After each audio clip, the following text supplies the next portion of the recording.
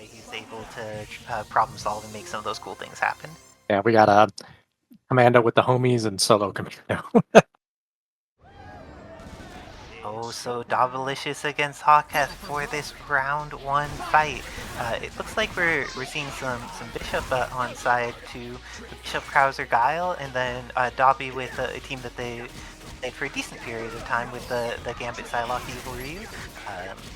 Let's see if Hawketh is going to be ready, because Dobby has been looking strong recently in the last couple brackets, but didn't get the timing to catch after Psylocke assist. Now full screen against Hawketh, who has some projectile assist to support him and some zoning tools of his own. Possibly. Bishop is on. He needs to get out. There you go. I love that screen shake when he does that super. Oh, and then uses the butterflies to have a safe way in, and because of that, gets the hit on Krauser. Is able to DAC back into Gambit. And didn't end up using 3 meters. Yeah, because that definitely would have killed Krauser if he used at least 2 meters. Okay, well he gets a kill anyway. Very nice. Krauser is a pretty high health character, and amazing block by Hawketh there. I would have been opened up by that Cajun escape. Even though he blocked once, it was not enough. And alright, let's go, God. Let's go. He got that Street Fighter. Right? He's got that Street Fighter 6 buff. Oh wow. Cajun dash actually gets caught out. Oh, what the? Shit by the foot. And it looks like he's going in with a decent amount of teleports to try and approach. Doesn't really want to deal with the boom zoning, and has been able to just maintain pressure on Hawketh this entire time. It looks like this is going to be the end of Guile. Yep. Second set of butterflies and into the Shoryu. This is going to be the first round in favor of Davalicious. Did you see how quickly Guile recovers after throwing a boom? It's really quick. I have played around with that character. I think that he is incredibly strong in a lot of matchups, and that Sonic Boom is very, very powerful. But Bishop here is getting messed up pretty hard by Gambit. Davalicious' point Gambit has really been getting a lot done, and is going to go into the butterflies, and even though Hawketh techs into it, he still gets hit, but would have been chipped anyways, even on block there. Okay, we got cross momentum, gets the dash, but doesn't get the dash enough. I'm assuming he could follow up with that. Yes. Oh no, we got a happy birthday. Is Gambit one of the characters that can happy birthday? Like it. The last hit of that does not happy birthday. This is still going to kill Krauser, and Guile's going to come in with a very small fraction of it will not kill Krauser, and there is both the hit and X Factor available. Hawketh holding on to that X Factor, and his he could recover a lot of HP. Oh. That's the meter and died, and now Guile loses all this red life. This is looking so much scarier for Hawketh. Sometimes it's worth it, even if you're like, hey, you're not getting a Dark Anchor or whatever. X Factor on your second character when your third character's bleeding really hard. Give yourself the best chance. Does Guile have an install super in this palette swap? No, does not. Charlie has an install super, but Guile's only supers are the Sonic Hurricane and the Flash Explosion, I think is the name of the Flash Kick one. I'm not good with names. You can call it Super Flash Kick. We know what it is. Okay, down THC just does not work. Okay. Yes. Oh, look at that assist. Get off me. Unfortunately, Bishop's still dead. He's very dead. And looking like the nice block from Hawketh yet again, but it seems Hawketh is great at seeing what's going to happen with the occasion explosions, then doesn't quite have it with how to deal with the follow-up pressure with Gambit's fast movement and big button. Yeah, his half-screen, stick. It's pretty amazing how enormous that the set of attacks that use that uses. And oh my gosh, Dobby is just looking so scary, getting those dive kicks, and even though Evil Ryu is their anchor, is still getting to put in work with them. has not been calling any assists, just playing him like he's an anchor at this point. But this is going to be the end of Guile. Nope. This is the hard knockdown. Oh, did something drop, or is Hawketh giving up? He probably thought he was dead. I've done that many a time, so I have no, I understand. Also, I heard last night that you're no longer at a job that takes you at 4 a.m. and makes your life more miserable, so congratulations on that. Yeah, hooray for unemployment. I mean, our dear Heath has been playing this particular color of Venom. He has. Fancy mustard Venom. Fancy Mustard pretty good, but Davalicious getting the first hit on Fancy Mustard. But Fancy Mustard ready to TAC break instantaneously. Poking with that 6H. Right now it's one of Venom's most powerful buttons, and Heathnoff integrating more of the Venom Bite punishes. This is something that Best Xbox One has been doing a decent amount of, but Heathnoff is integrating it into his play, and even though he ended up getting hit after a while, he took down 2/3 of Psylocke. Oh yeah, Venom Rush. I always forget whether the Bite or the Rush is the super and which one is the special. But the Venom Rush is incredibly good. It OTGs, it hits quickly, it has very little recovery. Just incredibly. Venom Bite? Oh no, yeah. Venom Sorry Bite is about a that. 6H. Yeah, the titles things. Apologies on that. What you said earlier, what cannot be underestimated is Venom also built Heath 4 bars, and you see what they've managed to do with that. Oh, and got the super on Evil Ryu in the back. Let's see, X Factor to get out of there immediately, gets the hit on Cyclops. Is there going to be an incoming that evaporates Dante? Dante does not have a lot of tools for getting in, but if you touch the ground and press a button, it's pretty good.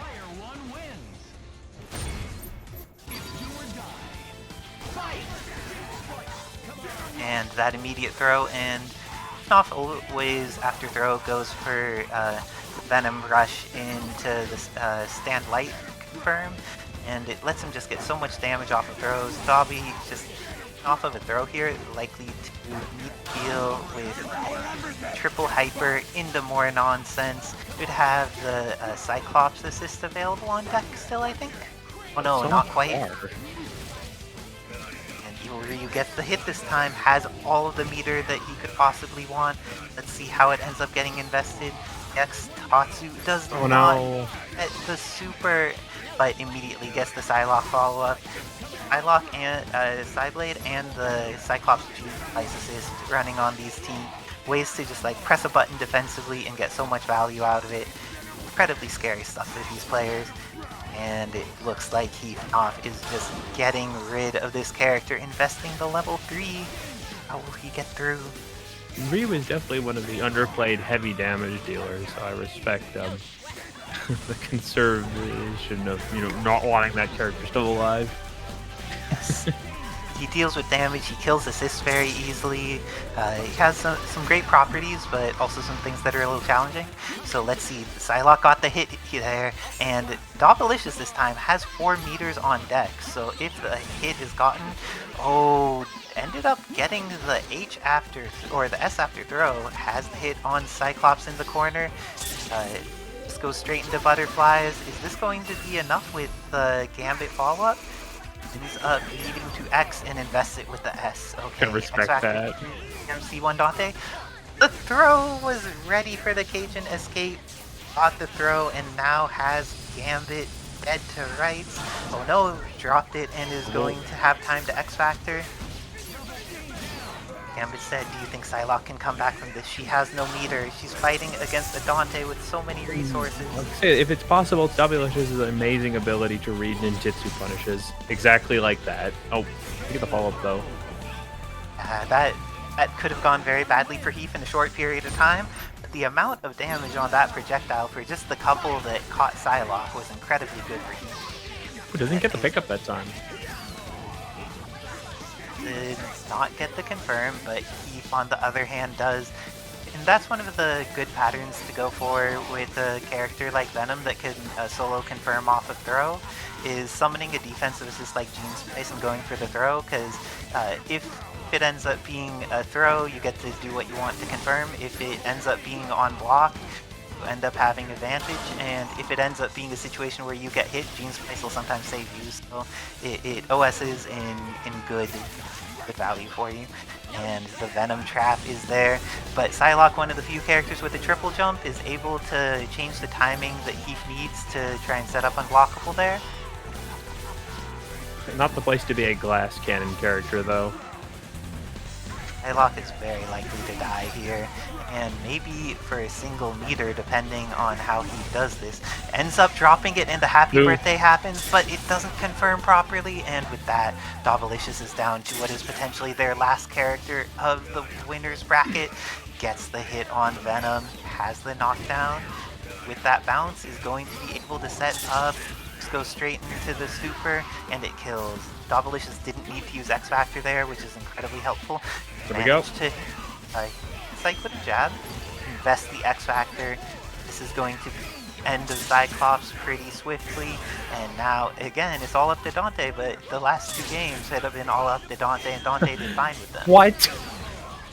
Yes. Helmbreakers are good, and Helmbreakers are good. And with that, I need to play DMC1 after seeing that kind of damage. And if you like playing Capcom games like DMC1, go to the HAVENGERS Nexus page, where they... Yeah, sorry, Rocket Stone, Deep Rock Galaxy, that's the game I'm in. Oh yes. I know a lot of people who enjoy that game, because we have the return of the HAVENGERS themselves. They were too strong for bracket for so long, and they're deciding to let us mortals see that they still have the ability to kick them with the Stars Wesker. I'm eager to see how Xbox One and Kevin Ha end up facing off in this matchup. Yeah. Kevin is also probably playing today because, including him, I think we only have 9 people for tonight. A lot of people are, if they're playing like one tournament in a week, they're making it Street Fighter 6 right now, because a lot of people quite enjoy the 6, and it's the new hype. That's where the money is right now. And I'm personally really excited because Rushdown Revolt also just came out recently, and that game is magnificent as well. But very nice zoning by Best Xbox One. Yeah. Using this Venom. And I see he's using the Vajra Assist still. Yes, indeed. Oh, and that Ice Beam used as a way to air effectively, but this time Best Xbox One gets the throw, goes straight into Super, and this is going to be the end of Iceman with the simple DHC. Doesn't DHC. Decides to give Kevin Ha an extra chance at life, and because of that, Gambit tagged in. Iceman's getting a decent amount of time to recover some life, and Kevin swings first, manages to get that hit. Doesn't get to confirm after the OTG cards because they hit partially in a assist, weird way. but I guess it just didn't come out. Vajra finishes it up. And Iceman did get to regenerate a decent amount of life while he was out. Well, it gives him at least the opportunity to participate, and that means he gets the hit on Venom, does not get the kill, however, and Best Xbox One with the Office tag is able to get Ken in with only a minimal amount of damage on him. Those ice beams hurt when they hit. Matsu is enough to cross up. This is going to be... Yep. Strawberry Iceman is gone. Oh, Strawberry good hit. Ice.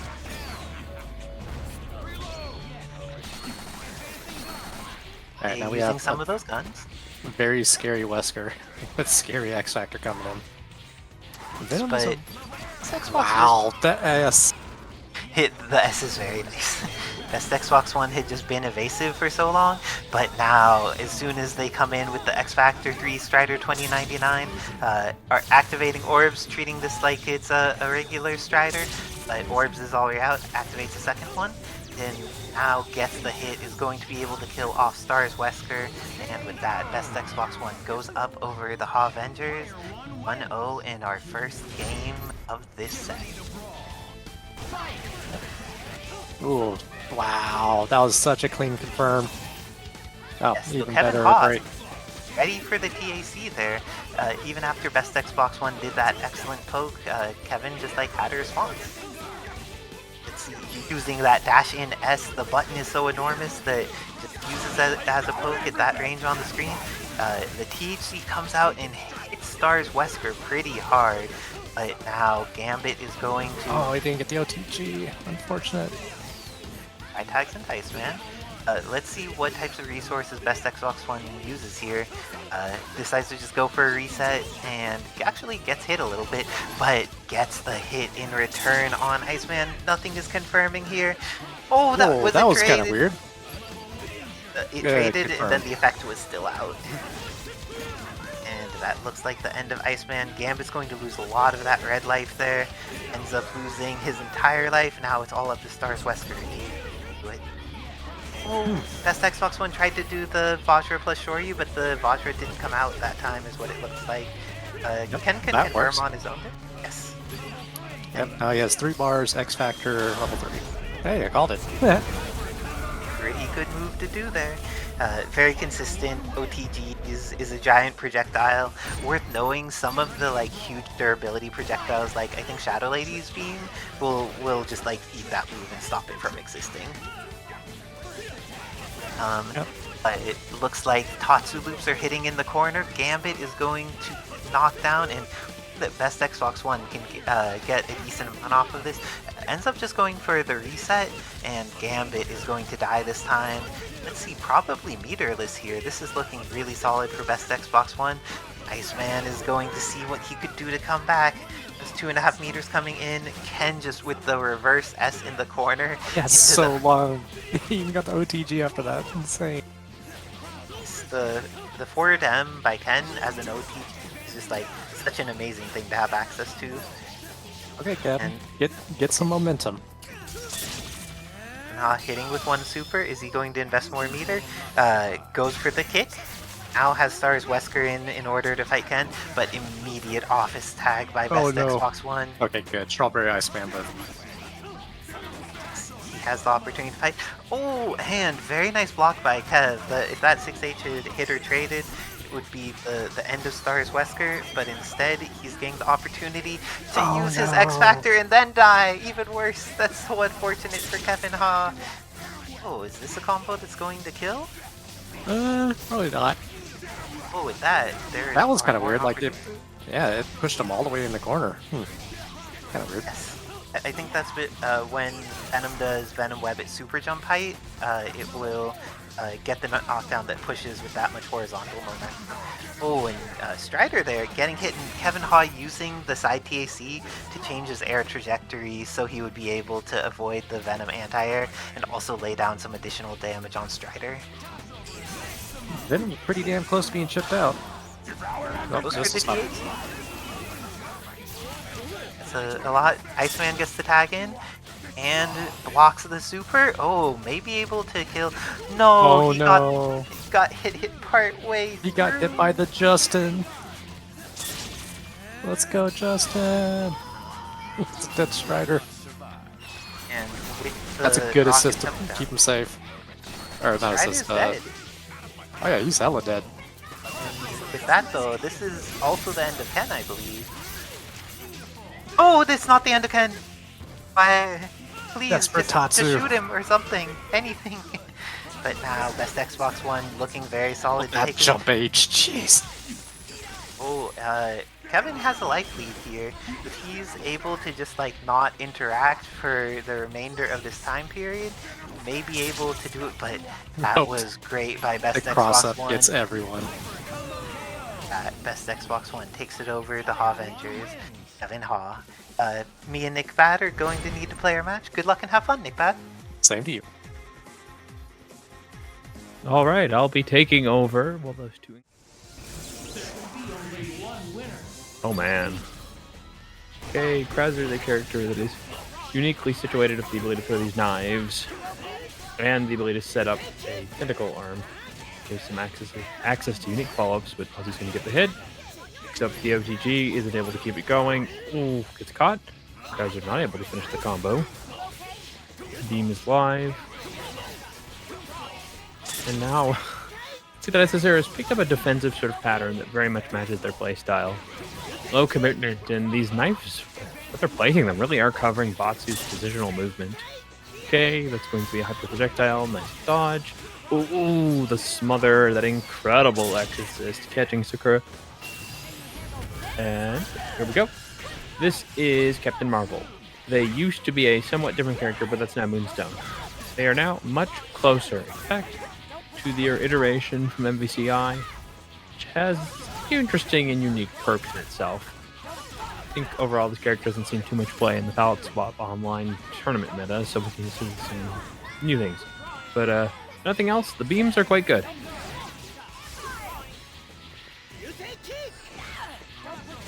Careful. Look. Hyper's out, going for the simple beam, tags Batsu, and yeah, rolling into the beam is not going to be good for your long-term lifespan. Okay, stuffing the X, unable to get the consistent kill, and some motion-based things. Yeah, it's a little bit of a tougher pickup than it was with the older moveset. To very much make sure you're placing yourself right for those last little normals, or you do just with I terribly bungle these. We're gonna go, sets up for DHC. Okay, X Factors to stay safe. Just trying to wear through Nick Bad's high damage, high chip output while Cap is in the X Factor like this. Gets the tags, is gonna do a lot of damage, gets the kill. Carefully positioning oneself. You do not want to get chipped out, and also to be very mindful of Captain Marvel's low to the ground motion options. Gets the pick, goes into level 3. That is enough damage. Sarah taking the first. But Nick Pat did in fact do a very good job of managing this.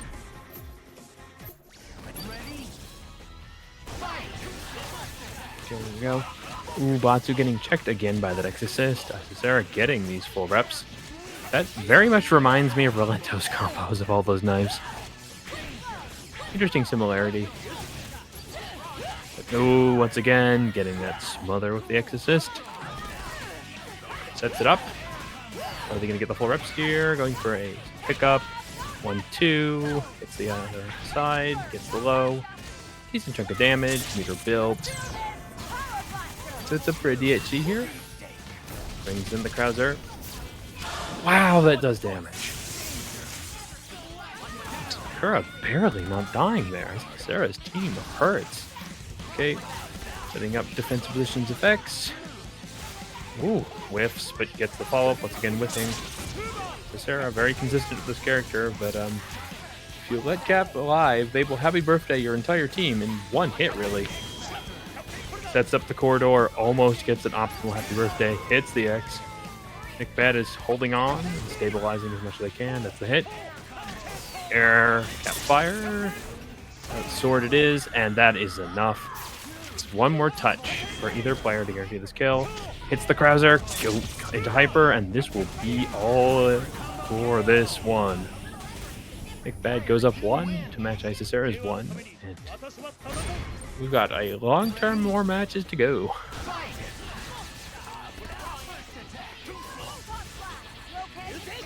Once again, Batsu's excellent dive kick, but Isisara is positioning knives appropriately to handle it. Watch out, he gets the dash afterwards. Do not want to be in a situation where you can get ambiguously hit with anything. The air fireball is also slow, but advantageously slow in the sense that it covers so much space. But Sarah almost gets the pickup, really optimizing the little bits in between this team. Using those knife normals, leaves a little space for Sakura to move in and drops the trap. Gets the pick. Oh, isn't able to continue, or can they block here? Nicely dodged, just still gets hit. Oh, wow. It looks like it connected, but it didn't get really launched. Odd hitbox interaction, it looks like, if it did hit at all. But here we go. Batsu does a lot of damage to Hyper. Gets the pick up the air. And Sakura, no meter to finish off the kill. Okay. Realizes the sniping is going to manage. Uses the install on Krauser to keep it safe. But Nick Knight going in has access to focus attack if Krauser is too aggressive. Like this. Oof. Hookus can eat hits, but you still take the damage, and Isisera blew through the life bar faster than he could pull the trigger. Once again, we are in this position where Batsu is having trouble moving through this ground space with the Exorcist and Krauser's knives. There we go. Nice movement, gets right in the face. Ooh, reads the roll, isn't able to finish, so be careful. Seen before, X Factor on this character is more than enough to guarantee kills. I think that is at it again. That's a little early on the corridor. Zera gets the hit, gonna keep it simple, goes to level 3. And with X Factor damage, this is an easy guarantee kill. Zera goes up 2.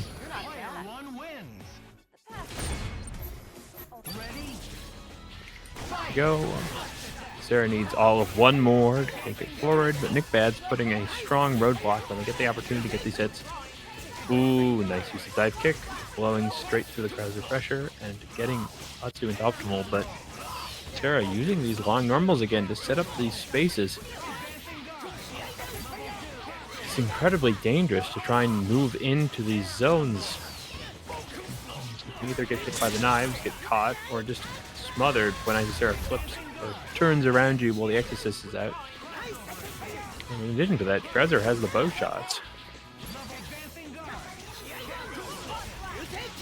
Beam assist from Cap is also quite good in this situation. Just once again, it's all about controlling the ground, all about making jump angles where it's hard to use or risky.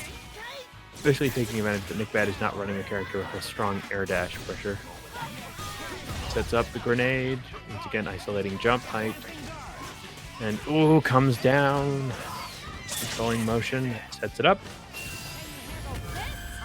Here we go. Gets the pick. Can they keep it going? Almost. Gets a decent amount of damage anyway. Drops again. But, ow. Exorcist picking up. Look at that. Doesn't want any particular free reign across this, so they're going to isolate carefully. But, nope, that's exactly what they didn't want. Giving Nick Bad any opportunity to set up campfires, corridors, or anything means that you can go into quick and devastatingly damage sets. It's for really just special in Typer. But here we go. Shockwave. Probably not going to be enough. Look out. What? I have not seen this in a long time, so I forgot properties. Alright, out of X Factor. I see Sarah also out of X Factor. Bad's got an uphill climb, but the chip is good. Look out, knives and bow shots, more than enough, and Isisera is going to snipe that. Going up 3 over Nick Bad. Really a good fight between the two of them.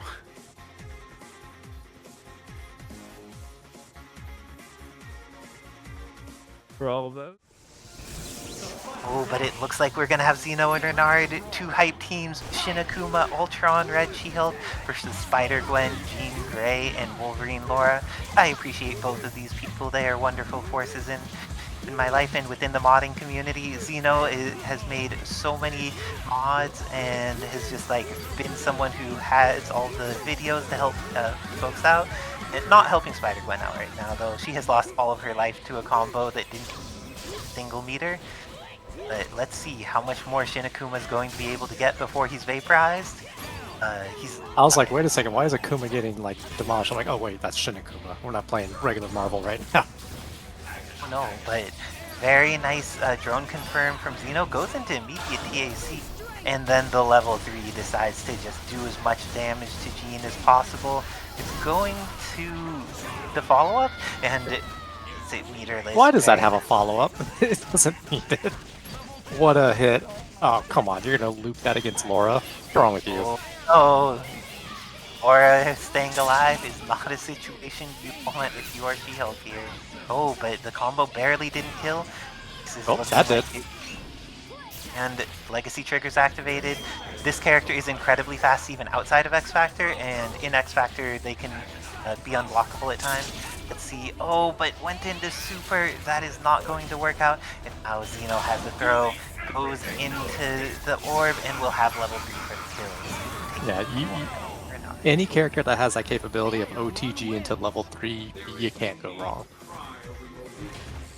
A shout out to all my Doom players, because, you know, there's like 1,000 of you. Yes, Doom, most popular character in Marvel, but just like Doom's photons cover a huge array of space, the Zanku Hadoken firing two at the same time is so powerful because they're both already just like strong projectiles in general, but on top of that, having the multi-space coverage kind of like Doom photons does, is an incredibly powerful part of Shinakuma's kit.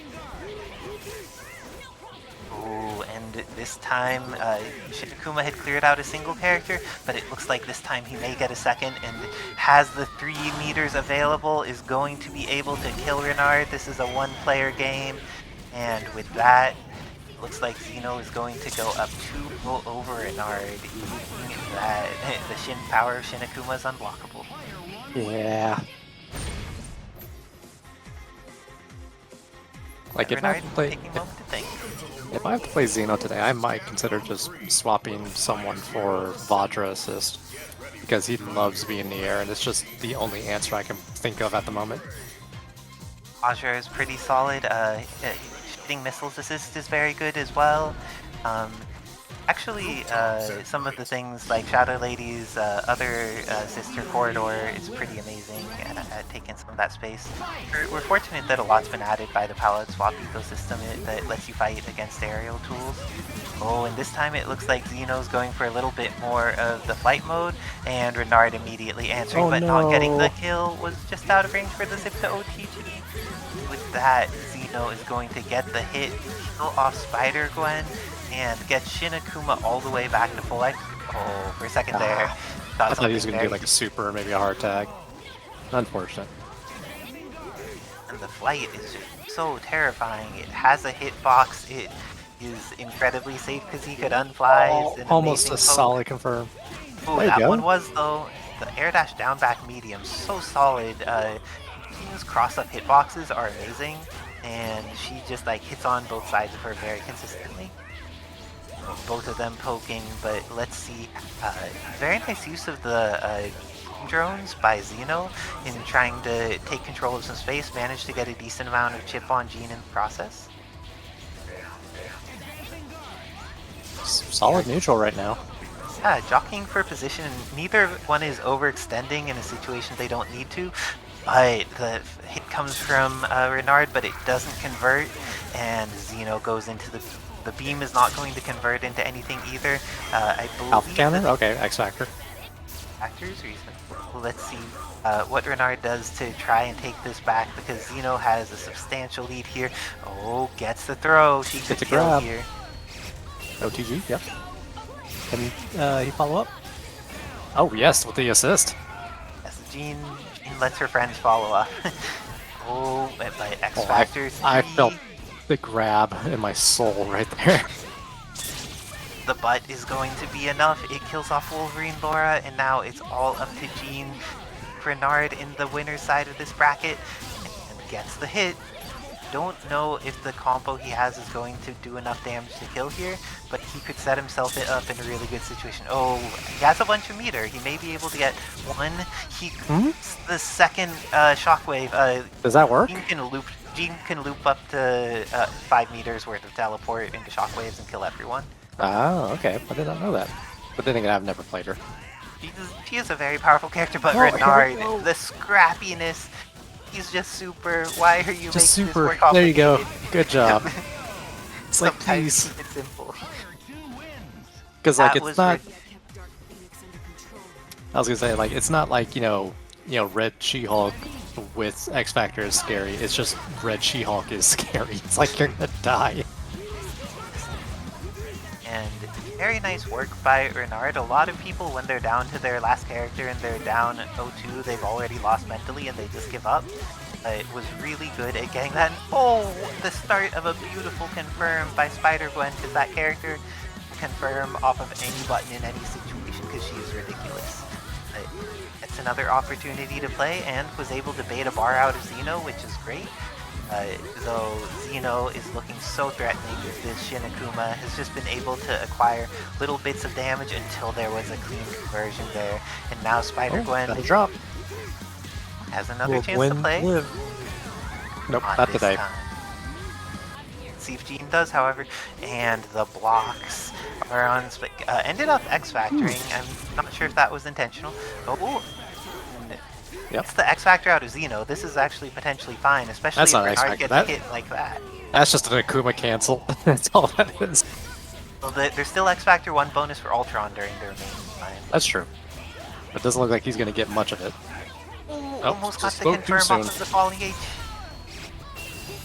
And with that install super legacy trigger, great DHC. One of the reasons that Laura is just an amazing support character. Highly recommended to just put on a team. Primarily in second position, but she has really powerful tools in general. Oh, and it looks like Red She-Hulk is going to need to make the comeback. During most of this set, Xeno's had the advantage, and here we gets go. the hit that's needed. Has 3 meters on deck, should be able to level 3 for the kill, or see if there's a way to get 2 level 1s with the level 3. Yep, just do it. Alright, well, it's pretty even so far. We're literally playing a Street Fighter match. That throw was good, and the hit was real. Well, We've seen that Bernard knows how to play this matchup, has good pokes to use against Red She-Hulk, and this time is going to miss the combo. Uses the dive kick. Very nice choices in being evasive and Another making grab. sure with the shockwave. Just plays it safe, does not try to go for the double because that's facing Probably really honestly go hard. for a chip right now, but I'm pretty sure Red She-Hulk can, bionic arm her way through like that. And 2 crouch lights is all it takes. Alright, we're up to game 5. Nard making the comeback with all the clutchness and all the power? Is Xeno going to close it out, showing that those 2 matches were just times that Shinakuma died? Oh, Shinakuma's gonna die again, I think. Oh no, the backdash instead of forward! With that, Xeno's already gotten to get his Shinakuma back to almost full life. Has been playing the right amount of evasively. Ready for someone to drop is such an He's important skill recovered to have. all 90% of his missing HP. And in the grand scheme, it doesn't really matter because, any combo can kill that Shinakuma, unless you drop it. So it does matter for how much meter gets built in neutral to both teams. And one of the things that's scary about Shinakuma is if he kills your second character and has 3 meters, the game is already over.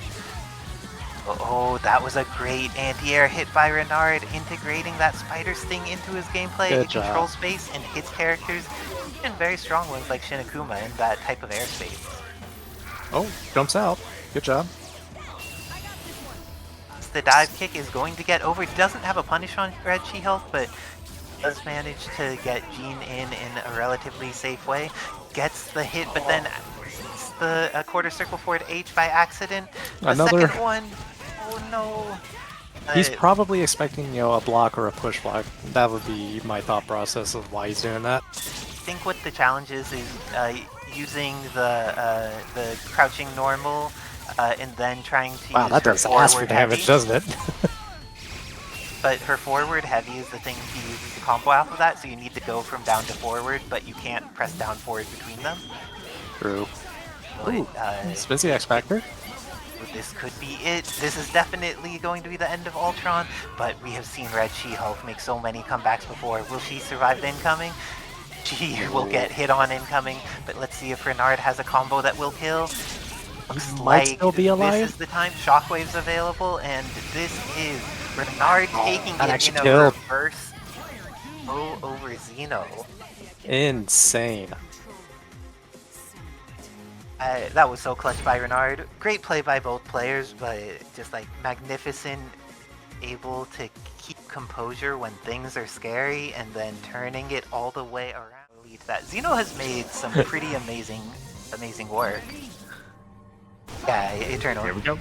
Oh, and speaking of what Xeno wants to do, Xeno goes in with the immediate Shoryu, converts it to a combo. Officer Now, elect to report a murder. there will be no more Krauser in this fight. Let's see. And The copter.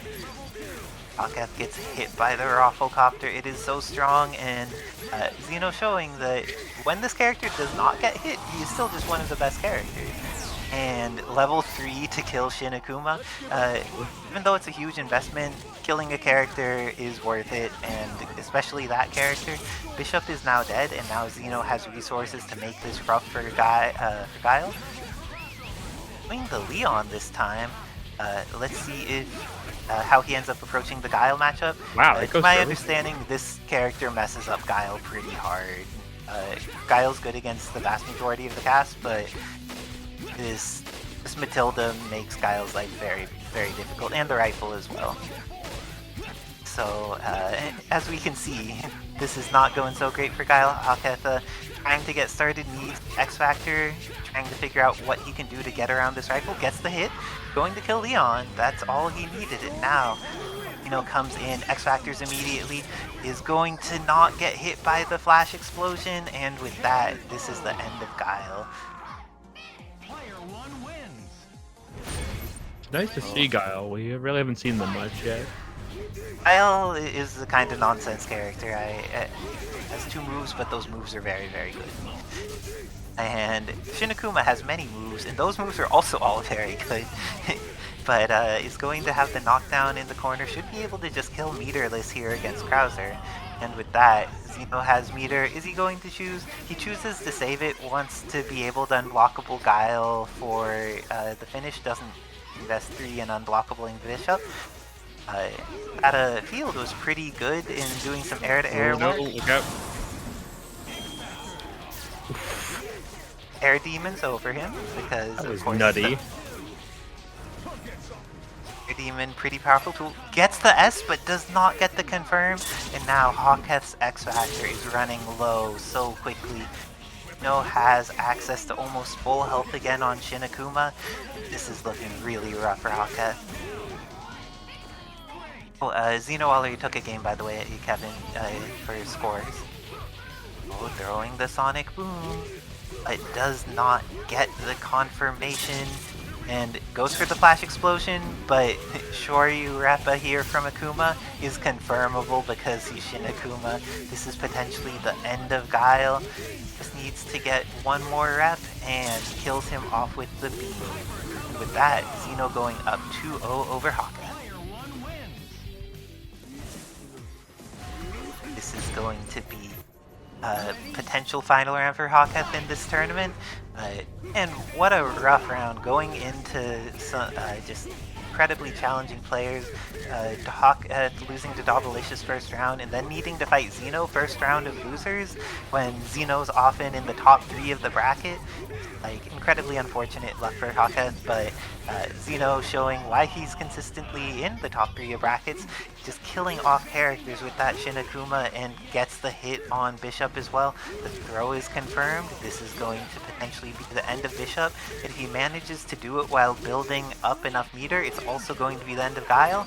Oh, and now it's the end of Guile because level 3 comes through, is unblockable. And with that, Xeno taking the final game of this set. Oh, he still needs to follow up here. Guile's steam was not strong enough for this. Just to throw out some Xeno lore, for a long time Xeno wasn't playing in Palette Swap because I believe there was a work conflict. I believe that the conflict was he was completing college and ended up graduating. Can definitely empathize with that one. And congratulations. Nice To see people developing and being able to choose a broad variety of things and explore what ends up working best with their strengths as a player. Oh, That's 2. and goes into the air super, which is one of the things that helps Strider convert, but doesn't finish it off, and Ken is a character that can finish it off. Has 3 meters available. Let's see if he uses all 3. Ends up going for the Shinryuken, and as you can see there, that said 862,000 damage because Strider 2099 has more health than base game Strider by a lot, an extra 100k on top of things. Oh, and Venom got the hit. Dante is going to still be alive.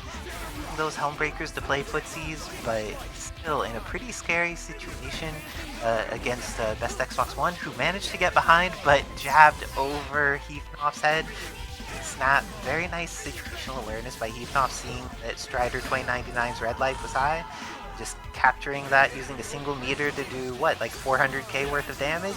That's more damage than Gamma Crush, so knowing when to invest in those snapbacks can just be so rewarding as a player. Goes over, hits Venom, but does not quite catch Ken. Beam is a little bit too tall there, while Ken is a little bit too short. And Dante going in and swinging there is going to be able to get the hit on Venom, and then kill. Goes for the kill, does not quite kill Venom, and now there is a threat for both of them. Best Xbox One getting the beam is going to take out the majority of Cyclops' life here, but then a beam for a beam, but Heathnoff was able to confirm his and is going to try and beam right back, but X Factor is not done, and when X Factor is not done, there's no chip done. So Best Xbox One now in a scary situation, gets the hit and is able to get the kill. It's all up to DMC1 Dante, but he's a good threat for it, and at Best Xbox One, just a fraction of his characters taking the game over Heathnoff. Incredible adjustment there. Off this time. Last time he dropped in a happy birthday. Let's see if this time Strider 2099 is going to be able to do a bit more of his threatening things. Ooh, got a reset, which is even better. Now is probably going to be able to kill with only a single meter. This is looking pretty solid for Heathnoff. Going for the knockdown into the Cyber Legion. Ghostly Legion is a little bit more powerful than the base version and substantially more functional, and manages to just dash in across the screen with Strider's superior speed in order to take on this Venom. Gets the knockdown in the corner, doesn't quite get the combo there, but is still in a situation where, oh, gets thrown. Best Xbox One could potentially kill here. Couldn't keep the pickup going. But this is going to be enough to kill. Goes for the Venom Web, and in X Factor 2, this just gets rid of Strider entirely. But Cyclops and DMC1 Dante, definitely characters that Heathnoff has plenty of practice with, is going to be able to kill off Strider here, and Venom potentially. The bullet is timed right, I think. Doesn't kill off Venom, but now Venom is full screen against characters that can shift, and ends up losing to the G-Slice. Real ass Dragon Punch. Yes, I was always entertained that when Seth stole the Shoryuken, he didn't actually steal Shoryuken, he just stole Gene Splice. But this is looking pretty solid for getting to full screen with Strider. The combination of guns assist and having a teleport and having access to satellite and animals and all kinds of good stuff is pretty solid for Strider full screen. While up close, Ken's kind of a monster, but Strider's also able to do quite a lot. The dry tag from Best Xbox One didn't end up getting punished, but is still in a precarious situation. Not seeing applications of Orbs Jr. yet, and ooh, Vajra, not always safe. Yes, and that has been very consistently punished by Best Xbox One with the throw. But unlike when Heathnoff gets a throw with Venom, Best Xbox One invests meter and doesn't always necessarily kill off of it, but it's still a very solid situation overall, and now it's up to the Cyclops Dante duo to try and get this. Ground Harvest comes out, is going to just push Ken around, and Ken gets the hit. It's looking like a pretty solid situation for Best Xbox One. What amount of meter will be used? There's one here, and it connects, has the DHC into Venom. Is this going to be enough to kill? I think that DMC1 Dante will barely die, and with that, it's all up to Cyclops. Think Cyclops has it here? He has X Factor, and he's proved that they can pilot this character through teams with excellent snipes, and there we see it. Oh, another chance to play. This is looking like very possible for Heathnoff. Has X with this character, is going to be able to do a ton of chip, but this is looking pretty scary. He needs to deal with Xbox's whole team. Come on, Justin. Let's go, Justin. Oh, dry tagged into there. It was very fortunate for Best Xbox One that he did not confirm into beam and just take off half of Venom's life. But now that X Factor is gone, this is looking much more challenging for Heathnoff. He'll actually need to get like a clean hit on each of these characters instead of just being able to like burst them down with projectiles anymore. This is looking very stable for best Xbox One, and with that, going up 2-1 over the previous week's champion, Hefnal. We almost had it. We almost had to say the line, but Xbox denied it. But here we see the Rashid come out, deciding that Strider 2099 is not the option, instead going back to the Rashid. We've seen both Rashid and Venom in this point slot for Hefnal, depending on the situation. Let's see how best Xbox One fights against the powerful dive kicks of this character. Oh, ended up getting some hits on the assist, but the first clean hit goes to Hefnal. Has the hit on Ken, has a decent amount of meter already built before it starts. Just goes back to full screen, but best Xbox One with the confirm is going to TAC. Gets the Venom barrel into Venom Web. It's just going to get knocked down here, but what do they do with it? This is look. Go ahead. I didn't really respect the option to Gene Splice assist there. The Splice assist definitely requires some level of respecting, and best Xbox One is very willing to back off in the fight against Cyclops. It's nice to see that they're willing to play at such a variety of ranges. Ooh, and nice block by Hefnal, making sure to respect that Vajra is threatening, but is going to get hit, got out of it, tried to protect his kid. Oh, this is the end of not one but two characters. Now it is all up to Cyclops. Do you think he can make this comeback? He has 2 meters, he has X Factor. And now he has 1 meter. Happy birthday. Oh, good hit from Heath. Doesn't quite turn it into a confirm, but is still incredibly strong. Has access to a meter. Is playing a patient game. Gets hit, but it doesn't confirm. To think his stars on that one. Gets hit by the cross up, and with that, if best Xbox One finishes this combo, he does not. There's still a chance for Heath to make this comeback. Yeah. And gets hit by the Tatsu super. Another chance. More chances. Okay. This is possible. Uses the Shinku, and it's going to catch Cyclops. Best Xbox One taking it over the previous week's champion and sending Heath off to loser's bracket, or to the learner's bracket 3-1. Very nice work to best Xbox One. I'm going to hop off to play my match against Renard. Good luck and have fun, Renard. Oh, Isocera is Jamie would be cool. They could do something cool. Ponytail. Wait, does Isocera have a different? No, the names are swapped, Kevin. Yep. I mean, this would be a team that Isocera would probably play anyways, because she plays, again, about 90% of the cast. Well, at that. This is their latest concoction. It creates a very awful ground space. Yeah, it was not really fun playing against that Krauser, I'll be completely honest.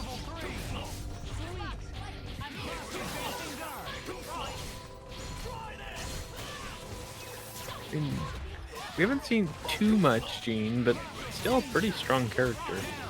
Yeah, Renard's Gene was doing hella work in the first match against, fuck, who was it? Dabalicious. Dabalicious, yes. Yeah, this is something, they haven't managed to get the full, or unless this is all they're going for, but like, they have that pickup. Oh. Oh, okay. Very rare small drop. character hitbox. Unfortunately, it's not gonna be able to kill. I was gonna be like, what kind of confirm was that?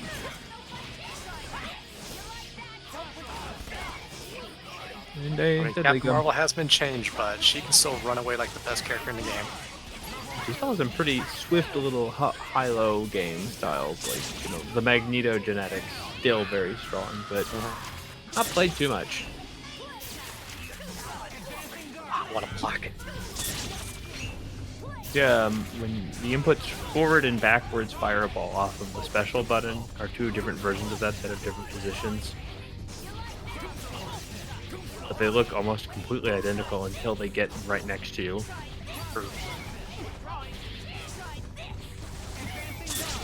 Sarah's just still with that awesome defense that just infuriates people. But she does play this game pretty damn good. and it sets up the biotic arm. Oh yeah, that's right. The install arm isn't timer based; it's move based, or however you want to say that. Ooh, good cross up or cross under. As long as I've got bar, like Wolvie Laura can really kill you pretty quickly. Yeah, but now we have one of the probably least played characters of Palace Swap, but the most projectile heavy one. I think it's either X or King Thor, yeah. Yeah, I've never seen a King Thor other than like random select. I used to play it for 1 week. Oh, get him, get him, get him! There you go! Fatal Claw? Aww. I think if they'd fataled, even if it didn't kill, they might have had the life lead and burnt the clock, but Azasara going to clutch that out. Yeah, X doesn't have that much HP either, so I honestly think that probably would have killed.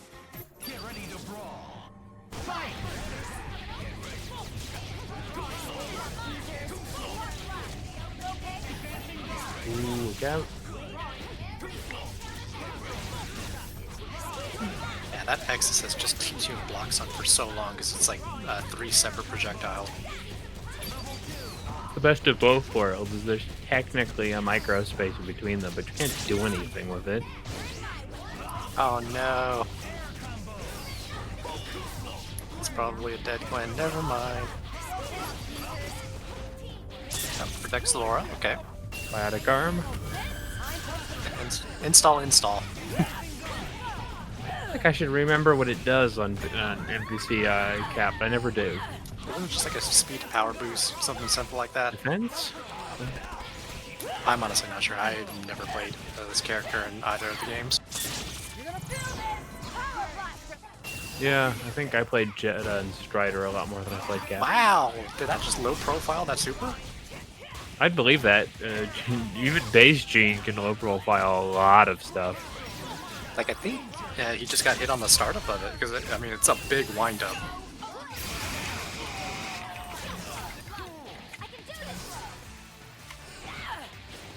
Let's go Wolvie Laura. Can really blast through these teams. Wow, almost had a happy Any birthday. bar. Ooh. His tag. Azasara's been dropping these, though. That damn crouch, was it crouch medium from Nova that Marvel just has? Oh god. One of the better moves in the game. It's like, I'm just gonna go half screen and hit low. Nice dodges, using flexes of talent and the other movement tools, the wall jumps. Hey, good dive kick. Let's go. Gonna go for the full reps here. Can kill off really anything here. Is that gonna work? Not really, but that will. Chip. Oh, not even chip. Yeah, I don't know if Laura has any like good ground supers without like an OTG assist or something, but like or maybe that's just like Renard's bread and butter that he's used to with Laura. You know what's interesting is I remember when reading the move list, in theory they can do Fatal Claw loops. I'm not sure if that was an adjustment that's been changed since that was published. But yeah, now you've activated the final boss with Azasara. Neither of you have X Factor, and they've got Shockwave and Finger Lasers. Yeah, X is playing. X is literally playing Mega Man X. He's at the end of the level.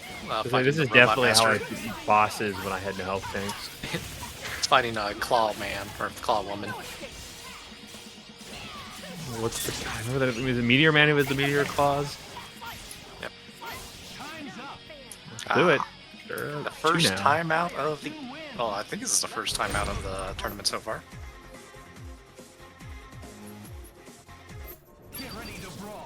I mean, yeah, you're right. X did cheese that out, but like X is one of those characters that can legitimately cheese you out.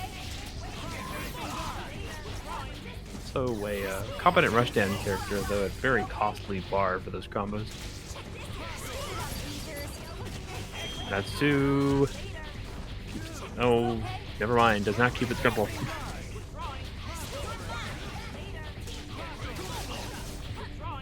I mean, yeah, the X was kind of a good idea, but now you don't have that resource for the rest of the match, and you're already down 2-0. So, Sandwich. though when he played Dob earlier, he really didn't need X Factor all that much to, finish the matches, but still.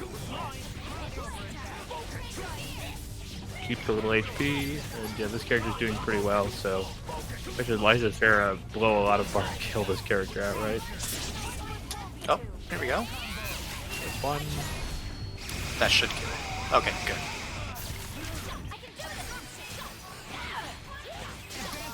Alright, got one down.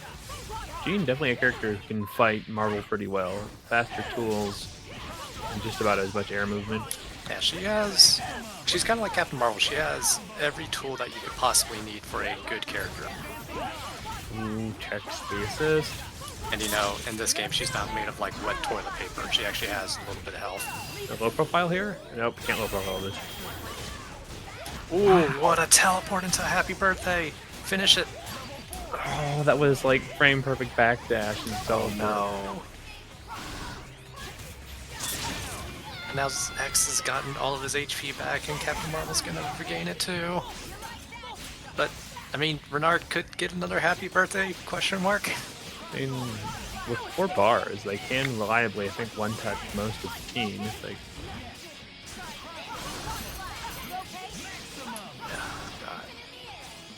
I think you should. Yeah, there you go. User install. Come okay, zip one zip. level. Yep, gets access to that dash, but runs right into the beam assist. Oh, Spider-Gwen's still alive. Right, yeah, they tagged them out earlier.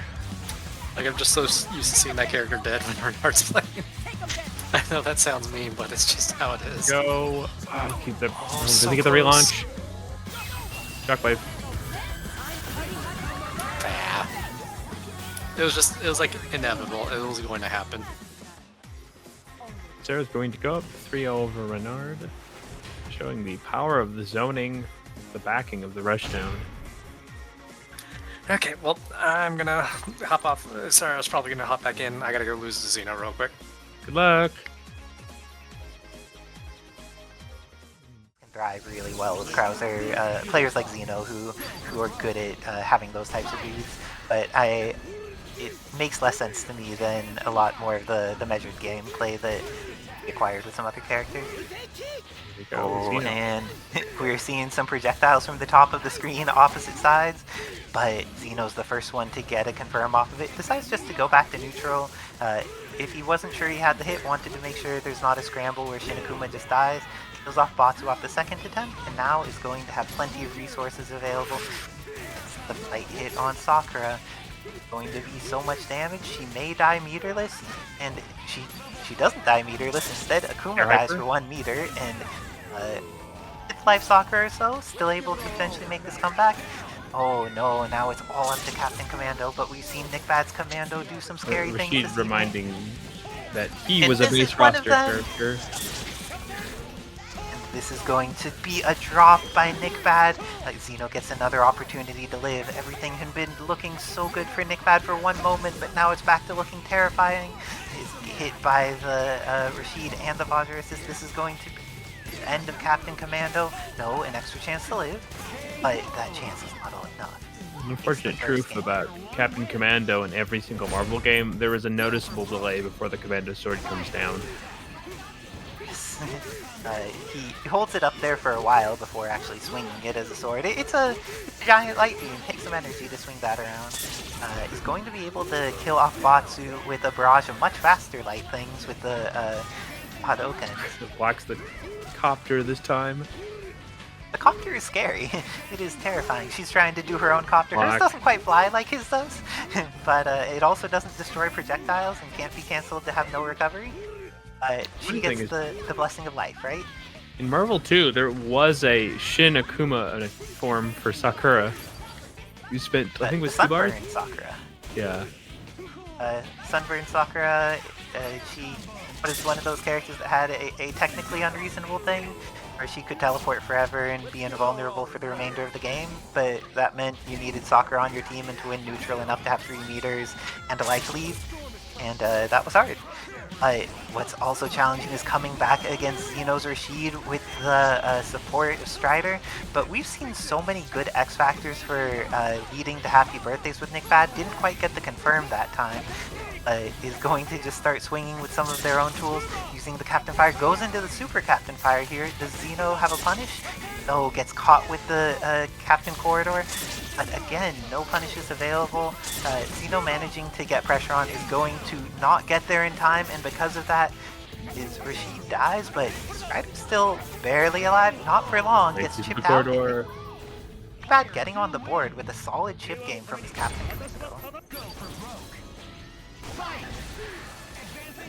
And let's see if Nick Bad is able to make a repeat performance. Before he could do anything, he needs to beat the Shin Akuma character, and that is incredibly challenging. Especially Xeno not getting any of his confirms at the moment. Is going to go for the Shoryu Super. This recovers, so Xeno is actually safe. But looks like is going to get all the way back up to full life while Nick Bad's X Factor runs out. This is very unfortunate for Nick Bad. Inakuma is still alive and his Batsu is not. All up to Sakura Commando with no X Factor. What do you think Sakura needs to do to try and deal with this demon? I think we've seen it every time. Nick Bad gets a singular hit, goes into the air hyper. It's a very useful tool when trying to ensure you get the kill on Shinakuma. But now this is the end of the game. And with that, KKZ hits because it's unblockable. And this is going to be the end of Captain Commando. Goes into Super, and Xeno is going to go up 2-1 against Nick Bad. Let's go hypothetical. If this were a mixed game, could Sentinel hard drive through that, or is it no-go? Sentinel can hard drive. You could probably also get out with certain timing on Morgan's level 3. It's pretty unlikely. Because hard drive should be fine to get around it just because you have plenty of invulnerability, but most other things are just going to get blown up. But this time, both of them going for their air dive kicks again, and Bad is rewarded, is able to get in there, gets the super on Xeno, and with the follow-up, does he get a kill? It gets him down to pixel. S is enough. And now, Strider 2099. One of the design decisions with this character from Knopf was to make him less terrifying as an anchor, so his X Factor 3 speed and damage values are dramatically reduced. They're only, I believe, 20% damage and 20% speed, which is incredibly, or much lower than the one known in base game. Some of his base values are so strong that he could still get a lot done in X Factor, but he's still fast, even after that much is taken off. It's true. And Nick Bad not quite getting the kill here. No ready to swing. Can the Pixel Strider make this comeback against two characters? Goes for the orbs, gets the hit, but doesn't quite get a confirm off of it. Still has 3 meters available. Gets the hit, and it was a happy birthday, but it doesn't get a confirm. Willing to swing, but gets hit by the Captain Fire assist. Bad tying it up to 2. Oh, team change. Maybe? Water tech? Going to that red She-Hulk, wants to have his girl on the anchor. In that game, Strider didn't get to do much anchor things, and Xeno's red She-Hulk often does many anchor things, so we'll see if this is the adjustment that's needed, or if Nick Bad's going to be able to make that comeback with the Batsu, Sakura, Captain Commando. Batsu is a character that is really fun to watch in this match just because he's advancing specials. Yes, and he has a very good fireball, and his advancing specials are nice. Having an air dash is good for everyone, and definitely when you pair it with the dive kick. But through the timing was not quite right to make sure there was a hitbox there, and this time Nick Bad's Sakura is getting all the opportunities against Shinakuma. But even with that, it's an entirely even situation. Looks like Xeno going to go in with the air dash into dive kick, but gets the hit with the eagle spike and install. This is looking like a pretty scary situation for Sakura. 2 meters already on deck, may be able to build a third. Just goes for, is this going to be a 2-meter kill? It's for the arm. And gets her. It's all up to Captain Commando, but we have seen this Captain Commando do the work and is going for those hits. Ends up activating X Factor early. Xeno making sure to not over-aggress in this time, trying to get out. Oh, but then Nick Bad pressing buttons after the Captain kick. X Factor is down to like 1/5 of its value, but Corridor. able to clear out the corridor. Red She-Hulk gets the throw. This is looking possible. Gets the super. It doesn't get the dash before the 5S. This is enough. Xeno in the clutchest of last moments. He went to Red She-Hulk knowing that she was that clutch character for him, knowing that when it goes down to the wire, he'll make good decisions with her, and he was right. That was a very good team change by Xeno right there at the end. Oh, and as the Fruity Fetus is noting, if you would like evil reviews. And no, EX Storm is not allowed in the tournament, Shogundo. The EX characters are not legal for the palette swap brackets. Oh, but looks like that Tatsu is going to catch Stars Wesker, gets a good hit on him, but very nice job to Dabalicious not overextending when they got the lead but realized they didn't have a full confirm. Being able to know when you should stop pressing buttons even when it feels like it's your turn is an incredibly powerful skill, but Kevin Ha also getting some good situations here. Hey, it goes straight into super, and now the Architect's attack is going to actually beat the Cajun escape there. That was a fascinating interaction. The second Cajun escape is enough to get in. Dabalicious has the hit, has the knockdown on Iceman. With 4 meters, do you think that he'll be able to kill with all these resources? Definitely. Very high damage. Oh, ends up using 2. But look at that, look at that. Immediately gets the hit with Psylocke. Ninjutsu sniper. See what Kevin Ha does to try and get back on this. Oh, got a good hit, but then is protected by his assist, but not enough. The assist is what lets Dabalicious combo after there. Is going to be a pixel away from killing off Gambit, and the Gambit assist to take him out. Iceman comes in and is all that red health. Psylocke immediately gets hit though. Is there a kill here? Come on, Stars Wesker. Is your helicopter team fast enough? Oh, the team from above, the missile strikes are not quick enough. Throws Gambit into the ice. Is going to stab pressure in the corner. Knows very well Dobby's tactic of using the dash stand S with Gambit, one of his incredibly powerful tools. And Dobby, with safety HCs, ends up bringing all the way through into Evil Ryu in order to get the kill on Iceman. X-Factor's a little early, however, and now there's the opportunity for Kevin Ha to make this comeback. Dabalicious wants to seal it out, gets in, but gets a backdash instead of forward with Evil Ryu. Oh, and the Tatsu comes in. This is going to be potentially then. And S whiffs. Dabalicious taking the first game over Kevin Ha. Incredibly good work to both players. We saw that there were some clutch and terrifying moments at the end there. This time the Cajun escape manages to hit, and the immediate Psylocke, so much damage, is going to be able to potentially kill off. Oh, missed Gambit here, and don't want Kevin's Gambit. It's a little Gambit awkward to live. picking up Happy Birthday as a kinetic card. Level 3? Oh no, just dropped the combo. It gets the opportunity to hit Psylocke after that tag, and doesn't get the OTG version of Cajun Slash. Everything is going wrong for Kevin. Let's see what Dobby does to adjust here. Goes into the air butterflies, and that is going to do an unreasonable amount of damage on the Iceman. Lost half his life. Now, Evil Ryu has pressure in the corner against Iceman. What can Iceman do to get out? A Slayer throw? Then is not going to be able to get the confirm off of it, while Dabalicious, on the other hand, gets the confirm they need, goes into super and kills Iceman. Kevin Ha's Stars Wesker is going to need to try and take on a full team, but he has everything he might need for it. He has 5 meters, he has X Factor, and gets the hit crossing under Gambit. Oh, but the combo doesn't work. Immediately American gets the reset. reset. All part of the plan. There we go. Gets the Magnum. It's the one thing that Kevin's not having a lot of time to set up. The Magnum just optimizes combos so much. That's it. Oh, but got hit immediately, and Dobby's Evil Ryu, so willing to swing even in scary situations, is going to go up 2-0 over Kevin Ha. What was X Factor canceling the rest of the hit stun from the helicopter? Like, Unclear. Kevin Ha moving in with some buttons, and this time is able to get the hit on Gambit. Goes for the Cajun Slash with the second launch, is going to build another meter. Goes for the Cajun Explosion. keep away again.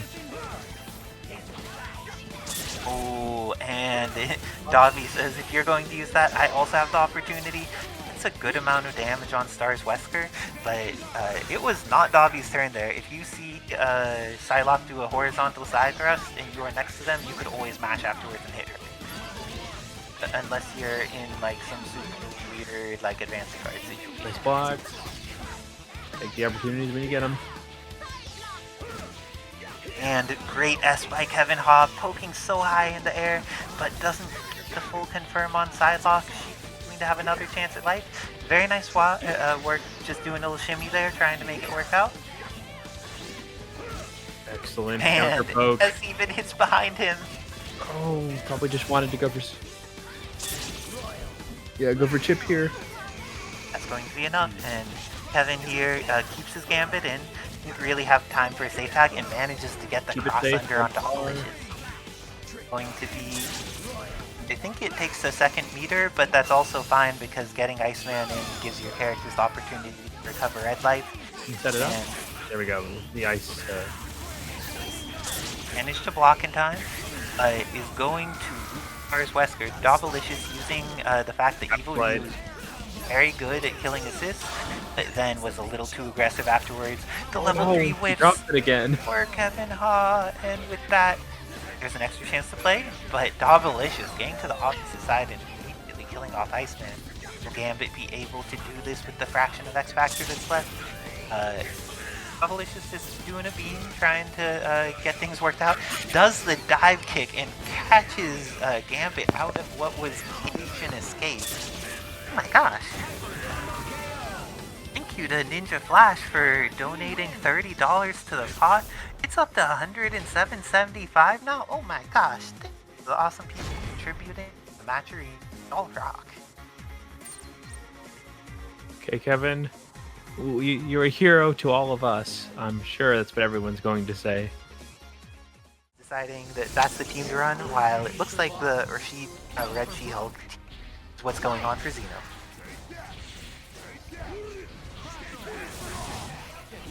Be careful. Big body characters are not the place you want to be unless you're confident you're going to get these hits fighting Shinakuma. It is very scary to try and deal with Shinakuma as a character whose hurt box is even a normal size, and when you try to do it as a character who has a big hurt box like Venom, you need to just be so evasive and so mobile like Eatnoff is. But it looks like this time Xeno is going to get the hit, knockdown in the corner, but misses his next super, and actually had the right idea of baiting the tag, but Wait, is that gonna work? Here's gonna work. No. Very nice stuff to Xeno, knowing that by having Shoryu, it would both let him combo on Cyclops should he get the hit, but also that if the DHC happened, it would be safe against Venom. Very nice stuff by Xeno. Good intelligent play, and now Heathnoff doesn't get to play his anchor because... Oh no! Heathnoff does get to play his anchor, and he immediately does a Helm Breaker. This is looking scary for Xeno because we know the power of Heathnoff's Dante. If at first you don't succeed, break more Helms. So this Dante guy, I heard he's related to Virgil. He must be good in X Factor.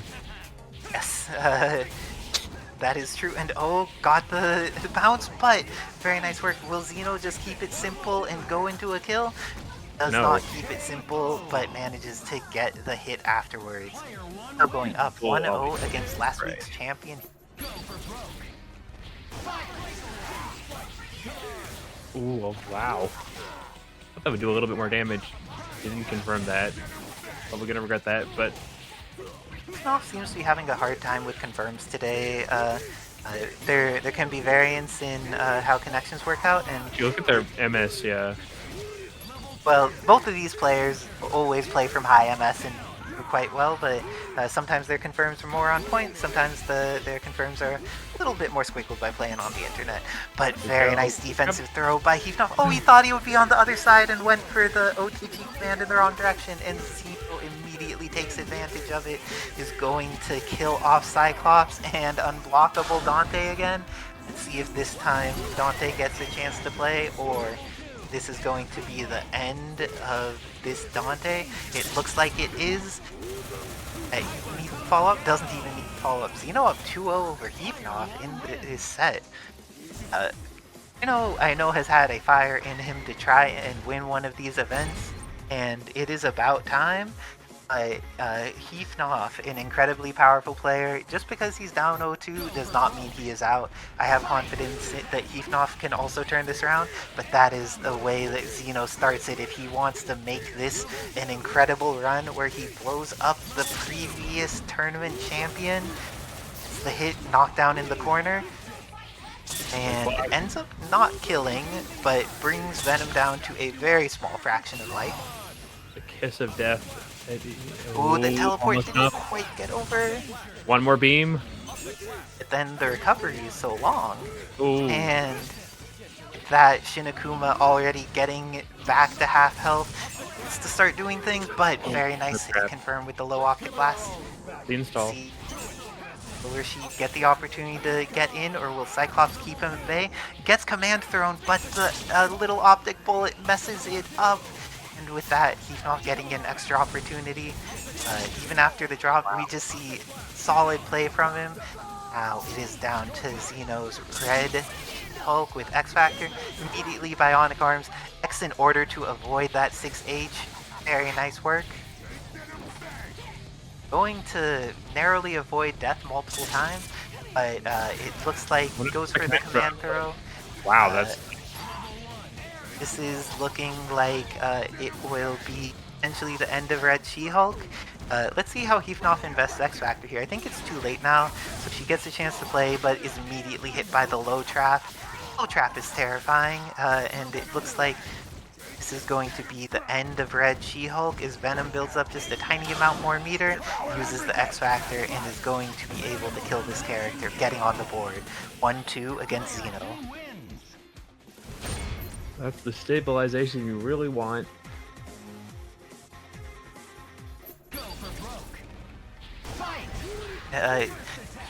In chat, Fetus noting that currently Jersey is breathing in the ashes of Canada right now. And this may be impacting the challenges Heathnoff is experiencing. Anybody on the East Coast or anywhere that is getting bodied by the air quality, good luck in being able to make it through things. I hope that things end up okay for you. And the Shoryu through the super. Xeno has just been so on point with the Shoryu usage in relation to other people spending meter. Oh, but the frame trap from Heathnoff is enough, going to kill Shinakuma, and now it is tied up 2-2 for characters, and meter is pretty even.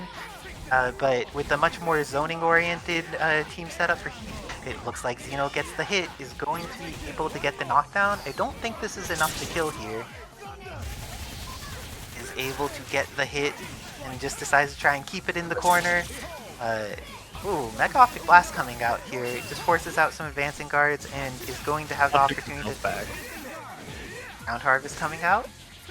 Using these projectiles. Oh, manages to block, but there is pressure from both of these players. So many Helm Breakers, so many dive kicks, but it looks like Xeno got the first hit, didn't manage to confirm it. This is, the neutral has turned into these couple moves, but they are doing so much. There's a throw from Heathnoff, and that may be all he needs. Will he need to invest X? Will he need to invest meter? Gets the down TAC, which will build the bonus meter. Has the hit, but doesn't get the full confirm off of it. Now is going to use the Mega Optic Blast into Round Harvest again, making sure to keep things safe, keep things reasonable. But it looks like Xeno tried to either DHC or something, and it didn't quite work. Now he's down to meterless Red She-Hulk against Heathnoff here. And this time Heathnoff adjusts to make sure that the bullet is not going to ruin his combo. Red She-Hulk lives here though, so let's see if she's able to make this happen. The bullet from Dante betrayed Heathnoff and got Cyclops killed. That's the block. The block again. Ooh, good block, good block. Both of them are in such scary situations. Point blank blocking, double overhead too much. It's the pick. Guns enough. Oh my gosh, that was such a tight match. And both of them being clutch, but Heathnoff just closing it out. Let's see. Taking a moment to think about it, getting ready to handle Heathnoff's team. Had been up 2-0, but this is one of the things. Just because somebody's come back 2 doesn't mean they're going to come back 3. Have the opportunity to play amazingly, but this is a really good start for Heathnoff. Gets the hit on Shinakuma and decides to kill him meterless, I believe. The first time I've ever seen this combo go. Oh, did not kill him meterless. Should have invested the meter, and with that, Xeno showing that there is a reason that you kill this character. Like and still, oh no, same can be said about Venom. Knopf might have it. Doesn't have it. Venom dies. Oh, this is looking good for Xeno. And he also has access to a decent amount of meter. Gets the hit on Cyclops. If he gets the kill here, should be able to unblockable Dante. And this may be Heatmoff's tournament life. It's looking like it. And with that, the level 3 unblockable comes out. Wait, and what? Devil Trigger is able to only delay the inevitable. This is looking like the end of Dante. Gets the hit. Gets the Tatsu, goes into super, as long as he gets the hard knockdown into follow-up super. This is, you know, taking it over Heatnoff in the learner's side of bracket. I think this is the first time that Xeno has beat off in bracket, and congratulations to Xeno. Better luck next week, Heatnoff, but y'all had to fight Xeno in learner's bracket, and that's terrifying. It's really terrifying if someone put Xeno into learner's bracket. Yeah, that was Renard in round 1 that in an incredibly close set between them. Collection. And Third Strike is still a competitive format. Here we go. Is this a button check? Yep. This is a stage I haven't seen much of yet. It's very relaxing. Marvel vs. Capcom 3. That's right, third chapter. The superheroes are all here. But sticking to the standard guns. Seeing how scary this Gutenberg can be. Woolly Laura also an absolutely devastating character. That never sleeps.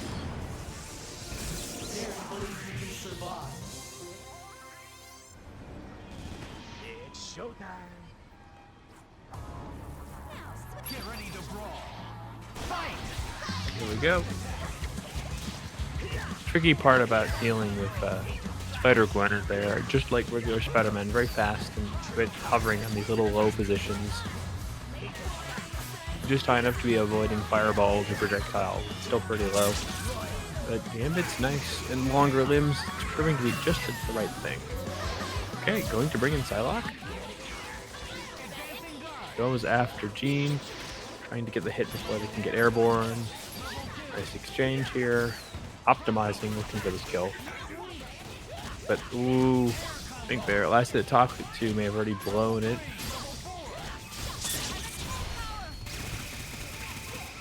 If they can get out there, sets up Volvilora, gets the first level of install, backing it with the assist. Talon trades with Gambit, gives an escape.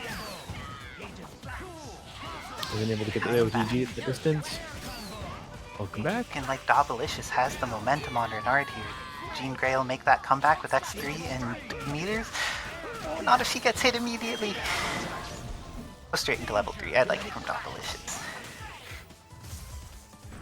Looks like Dobby there didn't get hit with either Evil Ryu or Psylocke. Gambit was doing work while I was away. I mean, all characters contributed. Nice stuff to Dobalicious in using his team, but nice work to Renard on getting that first hit, using Spider-Gwen, knocks down Gambit in the corner, has a simplified combo that is super stable, and is going to either set up hard knockdown or DHC into Shockwave here. Ends up going with the Shockwave. He gets to set up after this, throwing some projectiles. Ooh, catches with the teleport. Very nice work converting the zoning pattern into the potential kill pattern. Doesn't quite get the kill off of it, but that was amazing work by Renard there. Still blows my mind that they had the presence of mind to create Jean Grey as a character concept.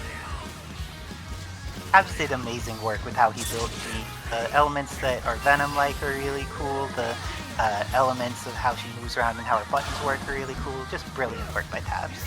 Oh, Wow, but she lives with a pixel! And Renard got the dry tag and was not punished for it. This is looking... Oh, Dobalicious trying to clean that up. Didn't get the initial hit, but goes in immediately after into the double TAC. I don't know if this is going to kill still, actually. Especially because he didn't realize how high in the air he was. Now, Shockwave. going in, getting the Berserker Slash. going the wrong direction, unfortunately. Going to be able to get some pressure, but side lattice is so scary against Laura. She needs to respect it, and it just really impacts her ability to fight. Everyone's ability to fight, but especially characters that are melee. And Renard's so good at getting those swingy air confirms and converting them into damage, converting them into kills. This match already going better than the last one because there's a dead Gambit and a hit on Psylocke. Using that zip to both poke and get in. Amazing work by Renard. Going to be able to get another hit. Probably going to Shockwave again because we saw so much value come out of that previous one with the projectile loops afterwards. And looks like Avi using that teleport to try and gauge the situation. Install with Ryu. Either of them get hit. Side TAC from Dabalicious. It's all up to Spider-Gwen now, but that's a great character for... Oh, it would be a great character for it to be up to if she was alive, and she is alive. Yep. That's the hit on Evil Ryu. There's only 17 seconds left on the Marvel clock. Gets a cross-up immediately because this character is fast, and it's very hard to react to that stuff. Went for a Spider Sting, very gutsy maneuver, but ended up being able to win footsies after. Yeah, you can do Dabalicious to sort of challenging up those fireballs, daring Renard to remember that he can dash, roll, and install. They're pretty terrifying. The install letting you dash cancel both the Shoryu and their fireball, pretty scary overall. And that side blade again is quite effective against how Renard's trying to move forward. This happy birthday ends up not getting the super cancel, and this Nothing is like looking... that. Oh, Renard giving his third chance at life what is needed, and sometimes if you use that third chance at life wisely, it is going to save you. He gets the combo and then has Shockwave 1 available. Shockwave 1 does a decent amount of damage, and Shockwave 2, is this going to be enough to kill? It is! Renard with that Jean Grey, and perfectly timed to get the Wolverine Laura dry tag available. Very nice stuff. Poking with that dive kick and managing to get out using Game Talon. Let's see, do you think Dabalicious is going to be able to zone out Laura?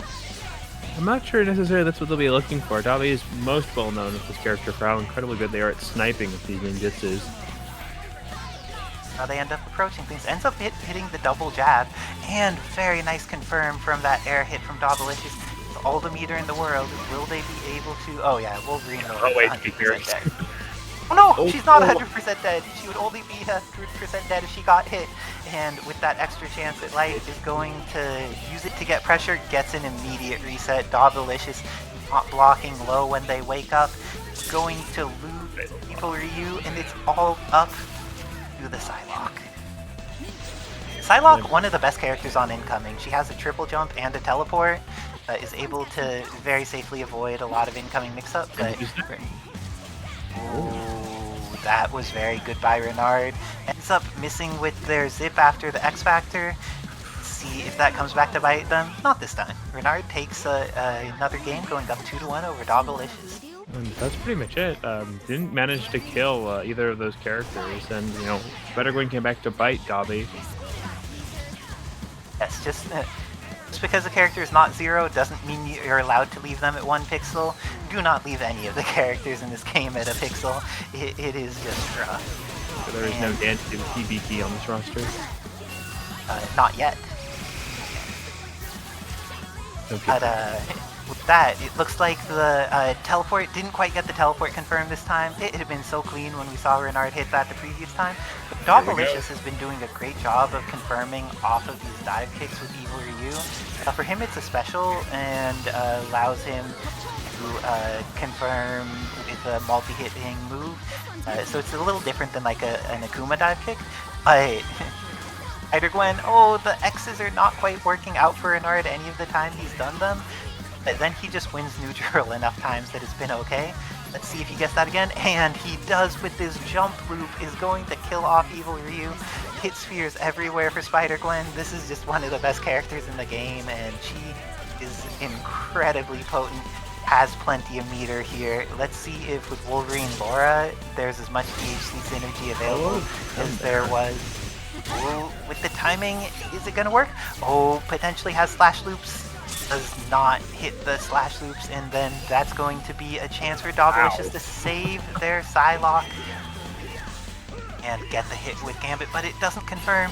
While on the other hand, Renard much better at getting that confirmed into the potential kill here. This is the end of Gambit, and now Bobby on their last life on the last character. It's up 2-1 for Renard. Will Dobby be able to make this work with just Psylocke? Last bit of X Factor is gone, but gets the hit immediately afterwards. And kill off will Rebar here. But now it's Spider-Gwen versus Psylocke. Both of these characters quite mobile. Spider-Gwen can definitely kill if she hits here. And I think that Dobby's probably going to need to hit twice if he wants to, but the mashing jab was very good. Almost had the opportunity to take it. Now I think it'll only be a single hit for Psylocke to get this kill on Spider-Gwen. We're to a great situation, but the pixel Psylocke. With that, Dogalicious sent out of the tournament by Renard, doing amazing night in bracket. I'm gonna have to hop off to play my match against the immaculate Best Xbox One. Good luck and have fun, Best Xbox. Ready then? Once again, thank everybody who claimed all our Matcherino codes. We've seen that Xbox is quickly adapting these new strategies and absolutely making themselves a menace. Here we go. Zera versus Best Xbox. Don't count either of these players out, but here's the chase. Krauser is definitely a problem for Ken, who likes to be grounded outside of his Tatsu, but the fact that, we're seeing all these uses of Strider with Vajra means that Krauser, who has to be airborne while he's throwing these knives, has a bigger problem than some of the other opponents that are the third spot, but nonetheless, you've got to adapt. And yeah, probably don't want a raw tag when Zera is playing at this pace. They can always snip it out. Sets up the install, states. Yeah, it actually gets the full combo. Building a good amount of bar even after that follow-up. So for the smother, again, Captain Marvel is these long buttons even if they're somewhat slower. But Xbox gets the hit. Girl does not have that much HP, so if they spend their bar, this will probably be a guaranteed kill. Chooses not to. Probably saving it for X or Krauser. But Marvel going to get the air-to-air. Coming downtown from super jump height. And here comes Krauser. Last hit of the Hypers, still either chipping or hitting. That's enough though. And now we're back to the problem phase. Ken wants to move grounded, but thankfully Vajra is there to help. No fear, spend the bar. This is going to be a setup and no, just keep it going. It's for a reset. Works out almost perfectly. Sarah does not have access to the biotic arm, which means that they have to eat this chip. Here comes Carol. Nice air to ground. Keep it simple. Uses one bar hyper, and this will be all for Kevin this round. Oh, Kevin, we still don't have nameplates. There we go. Get to the punish. Vajra on a grounded opponent is not too safe. There we go. X finishes the job. There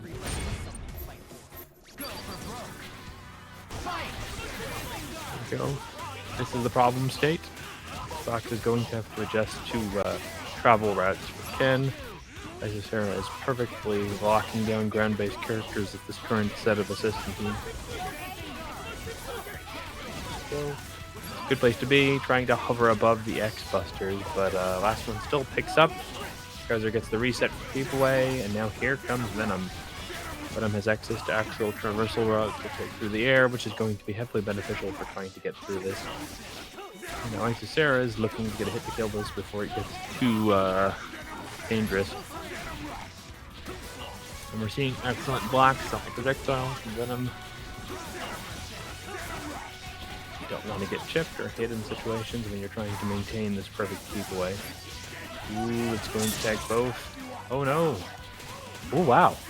For a second I thought the Shredder Assist knocked him out. Xbox doing fine on the life lead now. Goes for Chip.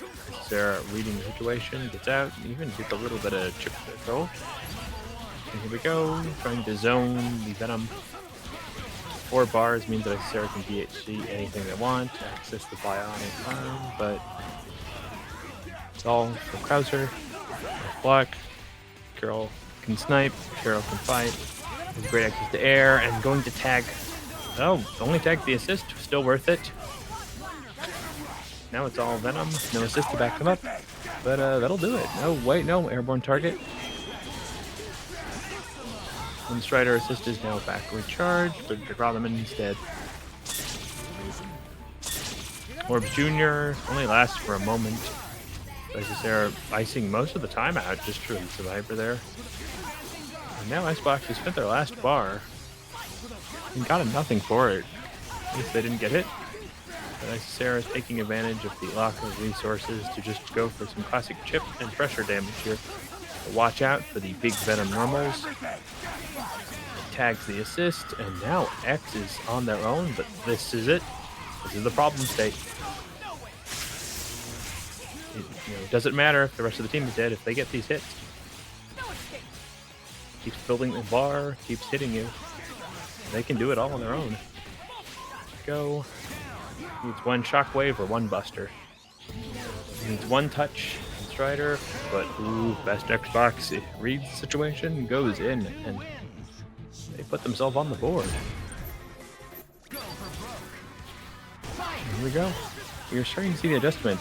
One from a situation where Sarah was just cleanly plowing through the characters in the team to Xbox using Venom to stabilize completely.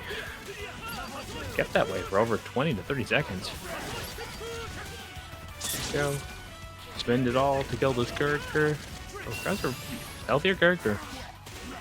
And to the advantage here that Sarah is perhaps going to get the escape they want through access to the biotic arm. And his Xbox doesn't pick that up and doesn't spend far either to get into the kill. And pretty much dead Pixel Krauser still alive. Go, we'll get set up, can get the OTG. Oh, drop here, not punished too hard. Krauser getting a bit of that life back, and Carol has the tools. Install over, not a big deal. But assist being pinged, you do not want to lose that X assist. Well, these characters are such a problem. Ooh, good. Doesn't get the full combo, so Carol lives. And here goes Sarah, drops it, but picks it up again. Keeps it simple, hopefully. You don't want to keep this character alive, and you reap what you sow. This is going to be all of 1 bar needed, it looks like, to get this guaranteed kill. 2 actually, but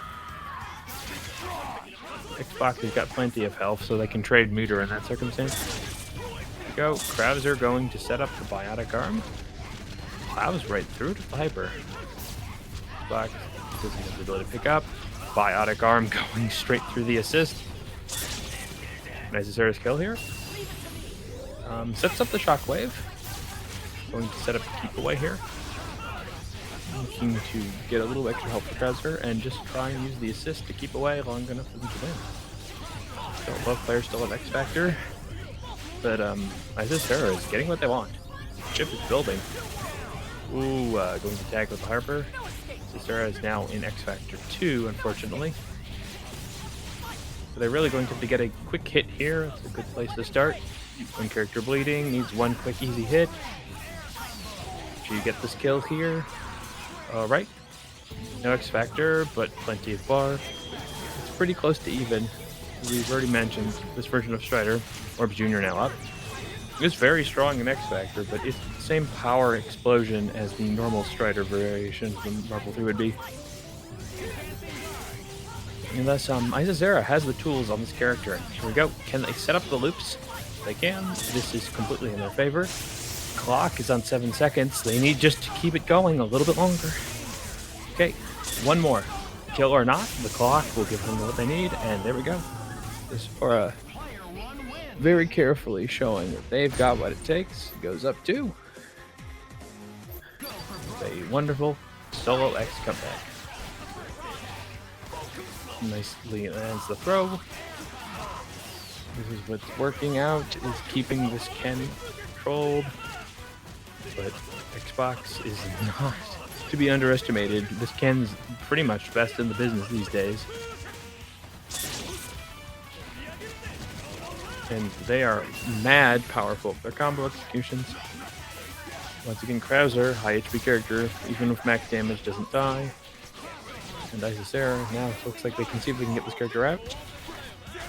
They have access to 2 installs, so they can make it pretty safe. So they're going to keep Krauser in. But first, to let them die, keep the other characters in place.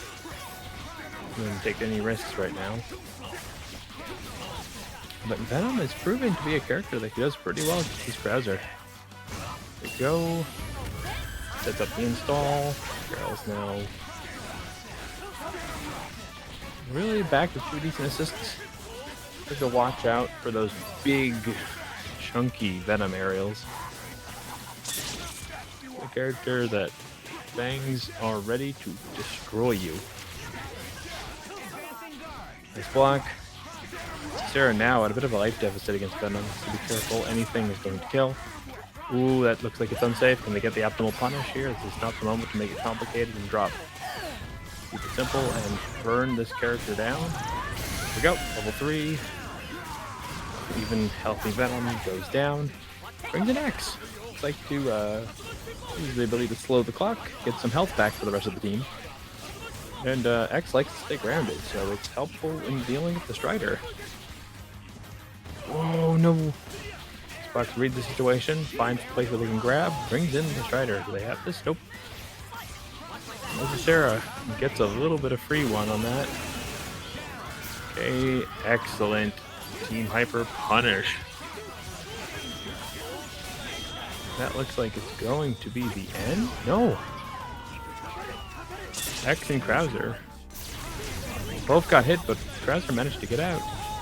Here we go. Xbox brings an Orange Tuner. Nice enough. And Xbox is going up to make this 2-2. Next kill will decide our winner in this winner's final.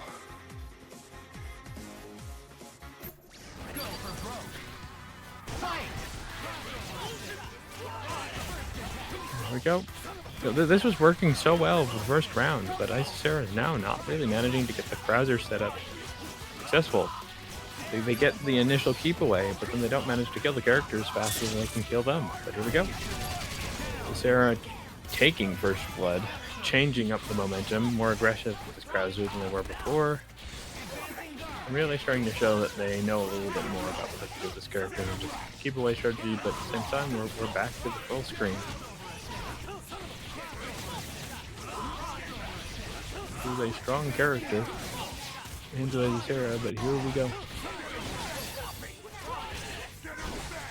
Sets up the bow, manages the block just in time. This time Venom bleeding. Isisera, ooh, that's the hit they needed. Batra doesn't knock him out.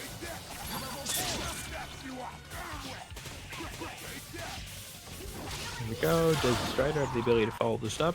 Oh, level 3 it is. Oh, Krauser perhaps not Isisera's strongest character, still worth the kill. Oh, that's something you're going to regret.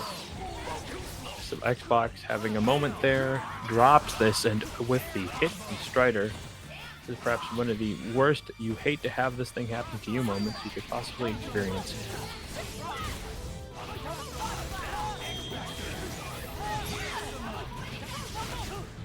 Wow, nice Vajra, he gets 2. Xbox is willing to commit to his own mistakes and says he's not going to let them define them in this match. And almost makes that comeback. Isisera pulling up 3-2 over best Xbox. But an incredible match between the two of them.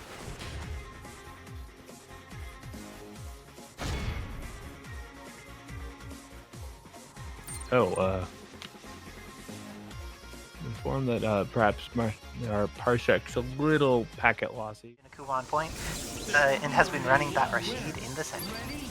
I know they have an Ultron, but I don't know exactly what they do with it. Understood. Oh, and the reset immediately. Because of this, Xeno is definitely not going to need to spend any meter and has an incoming mix-up on Jean that's terrifying. The Shoryu is a scary incoming mix-up for sure, but Jean here getting the throw, doesn't get the confirm off of throw, immediately crosses Xeno's input and is able to get Hadoken out of him on wake up. I'm pretty sure that's not what he wanted, probably was going for the Shoryu, but that ends up happening here. This is a scary situation. Both of these characters' buttons are able to just kind of like flail and kill things, so I feel that it's pretty scary, but Xeno is the one who gets the first clean hit, is going to be able to get the knockdown in the corner. Supers, and with Red She-Hulk, this should be the end of Jean. Do you think that Wolverine Laura, with all these resources, can make the comeback? It's going to be very much based off of how Xeno is going to play this, is that Rashid is a pretty good defensive character, but only while he's alive, unfortunately. When he is dead, he is no longer a good defensive character. He spent X Factor, which means that he cannot avoid the command throw if Xeno is going to try and like use it as a breaker for some of his pressure. Oh no, this is incredibly hard to punish. I'm not sure if Xeno knows the time for it, just goes for command throw. Oh, but exactly the case. If you don't have X Factor, you really want to be careful even of safe things against Red She-Hulk. That, I think, is not technically safe, but I think in X Factor 3 it might actually just be safe. And immediate start around Shoryu, but Renard treating it with respect, immediately gets the confirm off of it, is going to be able to kill Shin Akuma before he becomes the threat that he is, and now has a substantial advantage over Rashid. Let's see what he does, just throwing out some web balls from the air, deciding to only engage Rashid in situations where it works out. It's incredibly hard to corner Gwen, by the way. She's just a character that could be so slippery and get out so easily, but Xeno does a great job of doing it with a combo. Has the knockdown, is going to DHC into Red She-Hulk. I don't think this kills. What does he do for follow-up? Oh, almost went for like a throw setup or something there. For those who don't know, one of the things that's great about Wolverine Laura is that her assist autocorrects, so if someone dashes in and pushes you, she'll come from the opposite side and pull them towards you instead, pushing them away, and is also much harder to deal with because of that. Let's see. Has been doing some good stuff. Slick. Ooh, this is a good hit there from Xeno though, and has meter. We saw last time that the DHC isn't quite enough to kill from Red She-Hulk, but now with Jean only at half-life, Rashid might not even need to use meter to get the hill, but Jean gets the hit, and she has all the meter she needs if she wants to kill this Wind Fighter off, has the knockdown, uses the Shockwave teleport. She has the... Oh, didn't get the teleport for the second Shockwave, just throwing out some projectiles there. Making it a little bit scary for Xeno to press buttons, but once he gets in, buttons are pressed. Scary, you say? No, Xeno is a person without fear. I should have just known better. And with that, Xeno confirmed Daredevil? Yes, he's the Here Comes Daredevil from the Guilty Gear quotes before it went up to Xrd and Strife and all of that. Oh, the dive kick gets punished. Very nice work by Renard. And this character is unblockable. Let's see if Xeno makes the correct guess. The correct guess is pressing a button into level 3. And his confirm off of level 3 with X Factor. Going to be more than enough to take this. Xeno goes up 2-0 over Renard. But adjustments Renard makes to try and take this. I think that Spider-Gwen has been doing a decent amount of work in the matchup against Shin Akuma. It's just been largely the dive kicks from Rashid have been connecting, and Snow is good at pressing buttons in scrambly situations when things are dropped, and has been very solid at converting those situations into his favor. Let's see if Renard can avoid some of these scrambles or turn some of them in his favor. This is looking so good for Xeno though, because he has already managed to take off a quarter of Spider-Gwen, and because he's Shin Akuma, back at full life already. I have to make an astute analysis is that Xeno has been very good at minimizing the effectiveness of Jean in a lot of these fights. The keep away is good, but it's not killing. It is unfortunate that some of the shockwave combos we saw from Renard earlier haven't been quite as impactful this set. But the dive kicks from Rashid have been. This is going to be that knockdown. Ends up using 1 meter. Second meter is available. Doesn't even need it. Let's see if Jean gets a chance to play more of this game, or if she's going to get dive kicked. Instead, she gets hit with... Is that the Air H or Air S? That was Air Air H. And the DHC into Red She-Hulk. I don't know, is this gonna quite kill? Not quite, and now Xeno has no meter, so if there's Shockwave into DHC, entirely safe option here for Renard. But Xeno just going forward with the button immediately, punches Laura in the face, and even if she has super regenerative mutant powers, getting hit by a Hulk is no good for anyone. It was another chance to play here, look at though. that adjustment. Almost gets the kill off that, too. Ooh, Wow. but Renard gets the hit. He's going to have the opportunity for the bounce there. Goes into Super 1, has access to Shockwave. Shockwave is going to kill off Red She-Hulk. It's all up to Rashid. And those projectiles is going to be able to lock him down full screen for a bit. X-Factor. It's with the bounce. I don't think the no. Super Renard. Well, there Wow, may look not at be that any more grade. chances to Super. Xeno is going in with that terrifying pressure. X-Factor Fuck. 3 Rashid has install and X-Factor going, and is just chipping out a huge amount of her life, even beyond needing to get a hit. Good luck. Shockwave hits, Nope. and assist is available. It's good. Wow, pick up. Oh, but doesn't get the full combo afterwards. Had the pickup, but then had the hard part, Good dropped the touch. easy part. Oh, just any little bit of chip here from Renard will do it, but manages to get it with the guts jumping heavy. My gosh, that's a scary button to try to go for in that situation. Makes you really flat, though. Does make her very flat. Aerial pancake. The aerial pancake pulling that Pikachu. I just realized that the Spider-Gwen has those Pika colors. Is going to get caught by Shinakuma this time. Xeno remembering that he's playing a super degenerate and powerful character, killing her off with only a single meter. Very nice work to Xeno. Let's see what Renard does with the Gene to try and get back in. Presses a button and trades with the bounce part of the Rafflecopter. Nice hit. Oh, Strong. can't keep it going. But bar Getting is hits, building. but not the confirms. Let's see. Shockwave may be a reasonable response to some of these things, and Shockwave, is it gonna kill here? I hope it kills. It just kills. Just barely. Now Wolverine Laura in order to get a mix-up from the other side. Does he activate X-Factor? It doesn't activate X-Factor. It decides to just go for hit, and this is looking scary for both of them. Everyone gets a clean hit, and they should be able to convert it into huge damage. The dive kicks, gets the throw here. Invests the X-Factor, but doesn't get the confirm, and because of that, needs to just continue pressuring in this corner. Very nice work of the Crescent Scythe in order to poke against the air. Was able to do so very safely and gets the hit on Rashid, but doesn't kill him. Has a pixel left, anything will chip him out, but Renard is not doing many, or not Look connecting out, with any chip fear. right now. And the ground bounce was in effect. Xeno looking so scary. Didn't remember that he just used the ground bounce though. And Wow, that more clean Crescent kill. Scythes. Just needs the Crescent Scythe one more time against Ariel Rashid, and Not that'll throwing any do it. tornadoes. Doesn't Very want to be nice. in one place. I lied. No, but very nice work to Xeno, not feeling like he needs to dry tag. Wow. And being able to just be patient with Pixel Rashid this entire time is going to be rewarded for his patience by killing off Wolverine Laura. And now if he wants to tag, he could go to safe time instead of an unsafe time. Question is, will he activate Oh, Red the- She-Hulk secret boss mode? Got the hit, but did not get the confirm. Far enough away that there is the opportunity to play. Gets another hit and the cross-up button. That's but it. Red She-Hulk can confirm off of air throw, is going to just punch her. And with that, Xeno takes it 3-1 over Renard. Moving on in the Learners bracket in order to fight Best Xbox One in the Learners Finals. Congratulations to Renard. I think this is their first fourth, and that is really good. Managed to beat some amazing players on the way here, and you know, showing that even when he loses to someone in bracket, he can make the adjustments, make the changes.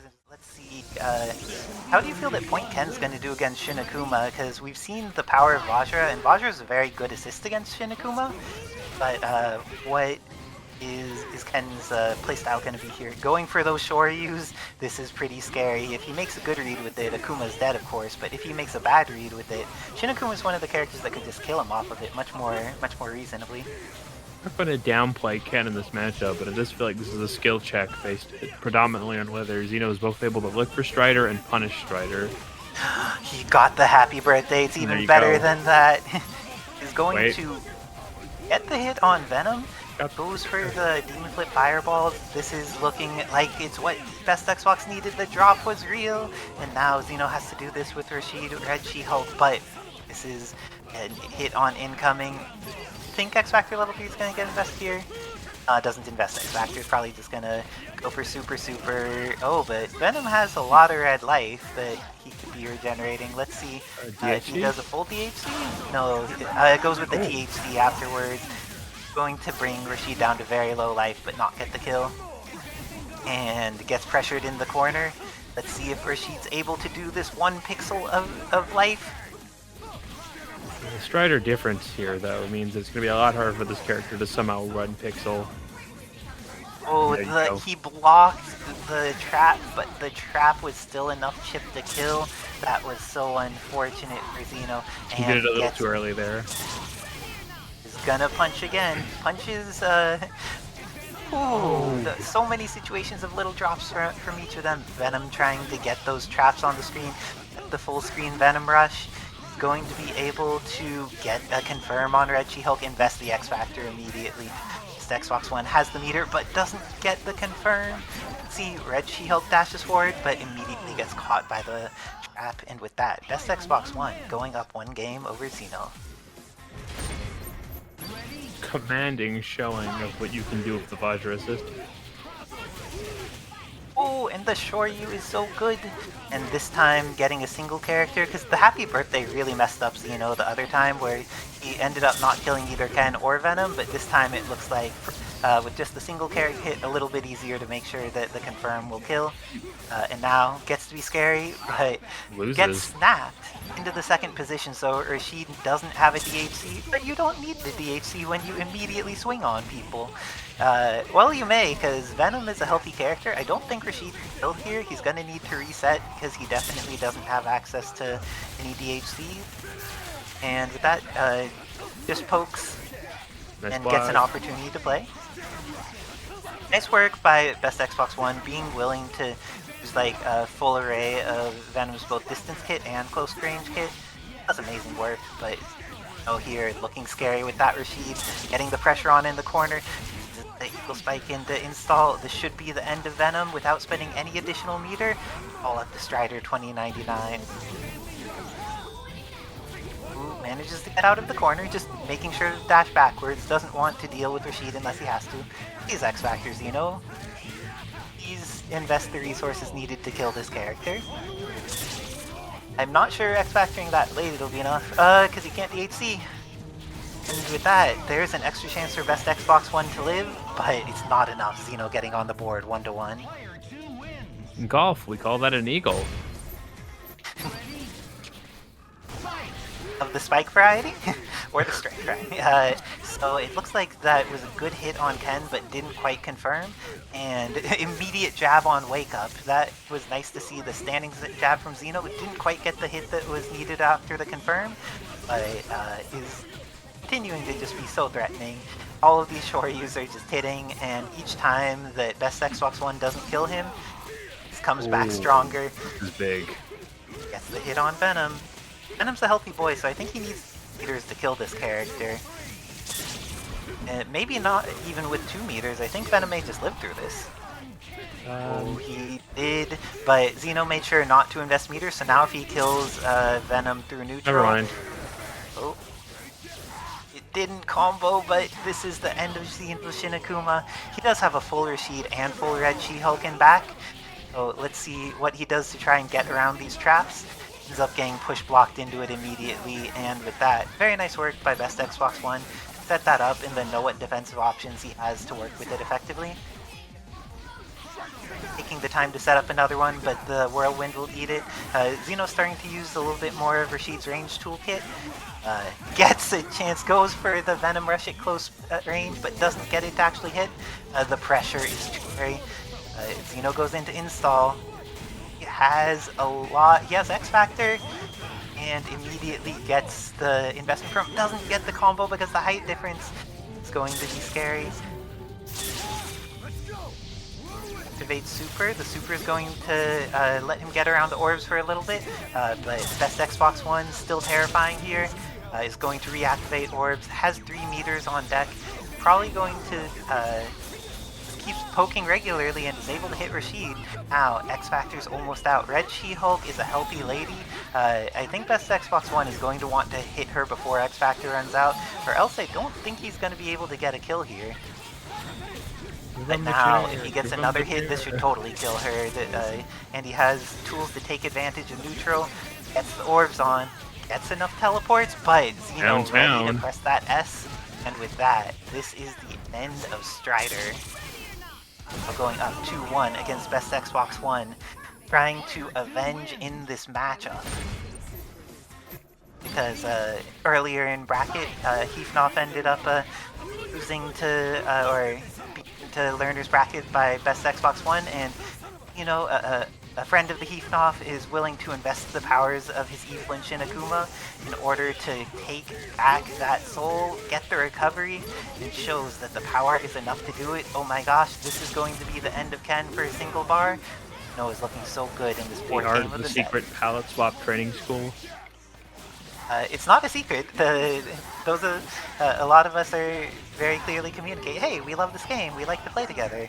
And oh, the trap is good, but Xeno is ready for it. And now this is a super even matchup between players. Gets caught by the Vajra, and Venom just goes straight into super. He's going to invest any more resources here. Oh, decides to just go back to full screen game. And this time Xeno, remembering that he got caught by the advancing guard last time, clears out the trap with the whirlwind. Great adjustment by Xeno, seeing what he could do, and gets the hit. Is this going to kill? This is going to do a lot of damage, but I don't think it'll kill. Decides to leave in, decides to DHC. Big character, do they have anything? Nope. And Red She-Hulk has a much harder time dealing with the zoning parts of this matchup. Is going to go for a command throw and get hit, even though it seemed like there was so much time there. Xbox One getting the confirm with that 6H afterwards, and is going to be able to do massive damage to Red She-Hulk. I think he'll use level 3 once he gets back to the ground. I would. Uses THC instead. This may or may not kill. Okay, X Factor guarantees. Wow, that almost didn't kill. X Factor 3 Rashid, though, we haven't gotten to see that much of this evening, but this is a pretty scary character potentially. Install has essentially no recovery right now. In the next patch, that's changed. But this is looking very scary for both of them. X Factor has run out for best Xbox One. Gets the hit with Vajra. And Eagle Spike just zooming through that trap. NASCAR sound effects. And with that, Xeno is going to kill off Venom. It's all down to best Xbox is Strider, and Strider is the newest addition to his team. It looks like he was able to fight off the remainder of X Factor timing. Simple air hyper. Hit on Rashid. And drops his launch. Let's see if he's able to survive. Not looking good there, and with that, it's looking great for Xeno as he takes it 2-1 over best Xbox One, avenging Hefnoff. The power of Xeno, and good luck and have fun, Xeno. I am looking forward to playing you. Our bracket. We do not have entrance cost at this point in time. Here we go. This looks like into the match. And here we go. Xeno is going to claim first hit. Krauser is going to die by the hands of this character. This is a great place to start. Carol can easily kill with many of these hits, and they're great at airborne confirms, but gotta get out of this corner, and it is not easy.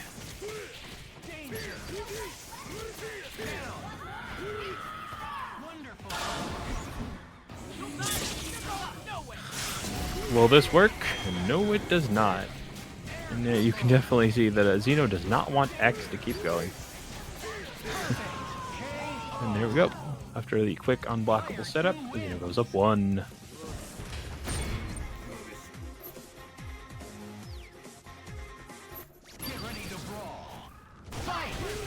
Go. Nice read. Dragon punches out. And there we go. Krauser gets the hit. Sarah's going to keep this clean and get the kill. This is a different match than last time that Shinakuma has been dealt with. Ooh, gets the trade, keeps the damage going. Sarah's got these combos ready on Faku. Unfortunate drop, but plenty of chip to be had. Looks out. Eagle spikes coming from all angles. And Krauser, a healthy character, means that you can really look for the reset. Goes for the meter burn. Damage anyway. Puts it up 1 bar. Gets thrown for their trouble. Ooh, Isisera does not confirm. Installed, keep it safe. Isisera setting up. Looks like there was, I guess, a bait or an execution error. Regardless of which, didn't work out. Krauser's dead. Oh, gets the adjusting button. There we go. Red She-Hulk, look out. Isisera just barely jumps out of the throw.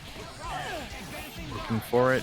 Does the diligence here. And, oh, you know, respecting the sandwich. Respecting these buttons too. Good blocks, good blocks. Ooh, Isisera opens them up. Not the time to drop, and specifically not the time to drop right into the waiting arms of Red She-Hulk. You know, still got a bit of X Factor, and any touch will kill this character as fast as possible, but Isisera is getting this hit. And here we go. May not even need to loop it. Needs 1 loop. And there we go. 1 on the board for Isisera.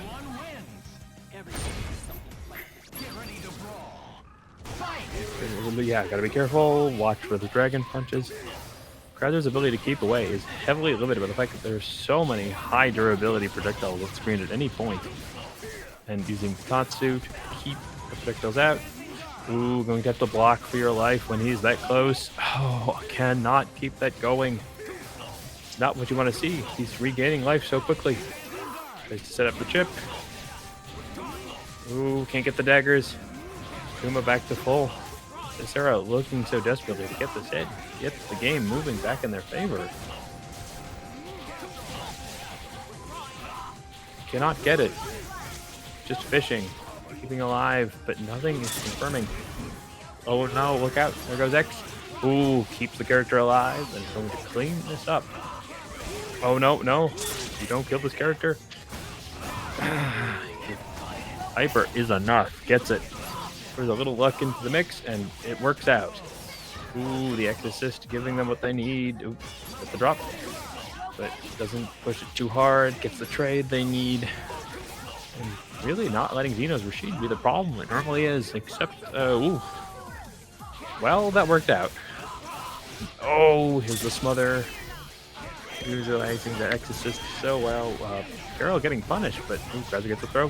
Nice as Sarah picked this up. Doesn't have the ability there. Ooh, nice cross under. Trying to use the daggers to just keep Red Shield from doing anything. X is bleeding, gets the throw. Slow it down. Can they kill off of this? Perhaps they can. Sets up the... Oh, no. Carol level 3 doesn't pick up. Xeno gets a kill for this. 2 characters. The team, 1 bleeding. Isisera is going to need to get the slowdown they want. Here we go. Can they finish this? Or can they at least chip safely? Things are getting a little out of control, but here we go. Read the slide. Isisera goes up 2. They need 1 more to be crowned this week's Czar of Palette Swap. Oh, is this going to be a Xeno character swap? Nope. Back to the grind. Looking to immediately punish the X. Isn't able to finish the job, but now Isisera's got to contend with a bleeding character. The fact that winning the keep away war is not going to guarantee a kill on this character at all. Ooh, blocking the Tatsu pressure, but X is still bleeding. Isisera still hasn't managed to get any lasting damage on Xeno. Isisera needs a throw, needs a hit, needs even a raw hyper that can kill. This character is easily destroyable, but only if you get the... Ooh, Captain Marvel getting caught. He is not looking good.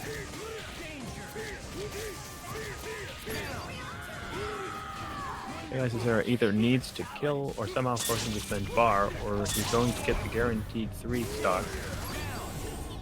Okay, this at least means that X has a chance, but not looking good. There still has X Factor. But until they can really get a guaranteed kill on this character, things aren't going to help too much. Xeno can easily just run through that X Factor if Isisera is forced to use it on Shinakuma without guaranteeing a kill. Xeno is very much in control of this match at the moment. Situationally, this is the play style. Keeping the bar and then force. This is the X Factor, but Cicero didn't bite.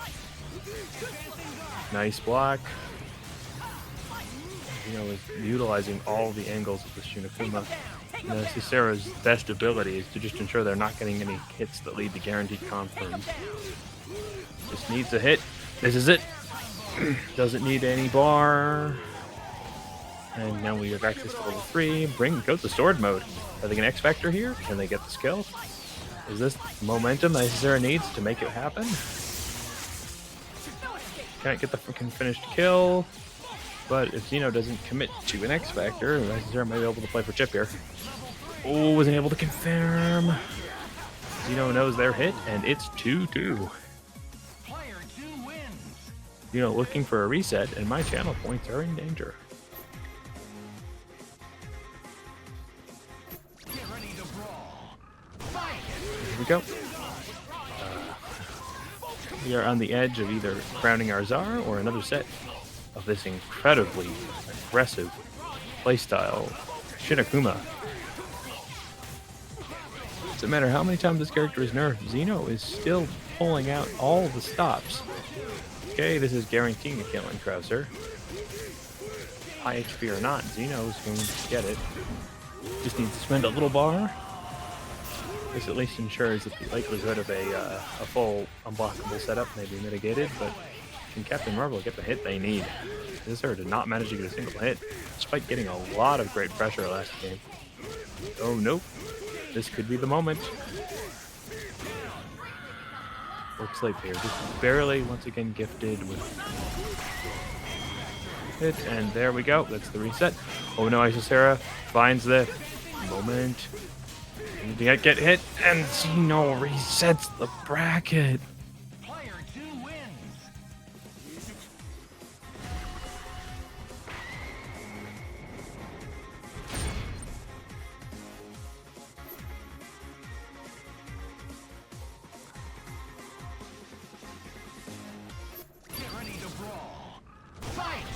Here we go, this is the reset. Channel points restarted, Krauser gets that throw.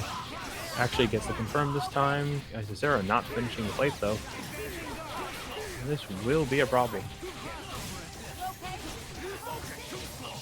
Their ability to deal with the rest of Zeno's team has been very, very good, but these moments anytime this character lives, the success rate just drops. Here we go. Cicero all in. Game is in their favor. Give themselves a lot of room if they need. Gets that hit. Ooh, gets the full confirm. Here's the kill. Ooh, doesn't spin the bar and may regret it, but in control, the knife throw. And here we go. This is it. Infuse X Factor. Ooh, does not think the kill. This is a risk with how strong this character is. That may be the end of Carol outright. Oh, gets the Krauser. Zeno has more than enough X Factor. Okay, swatted down like a fly. And there we go. That's the end of that. It's all on X. X Factor still ready for Reed Richie. Careful blocking, or you are destroyed. Look out for throws. Isocera finds what they need, but oh no, another drop.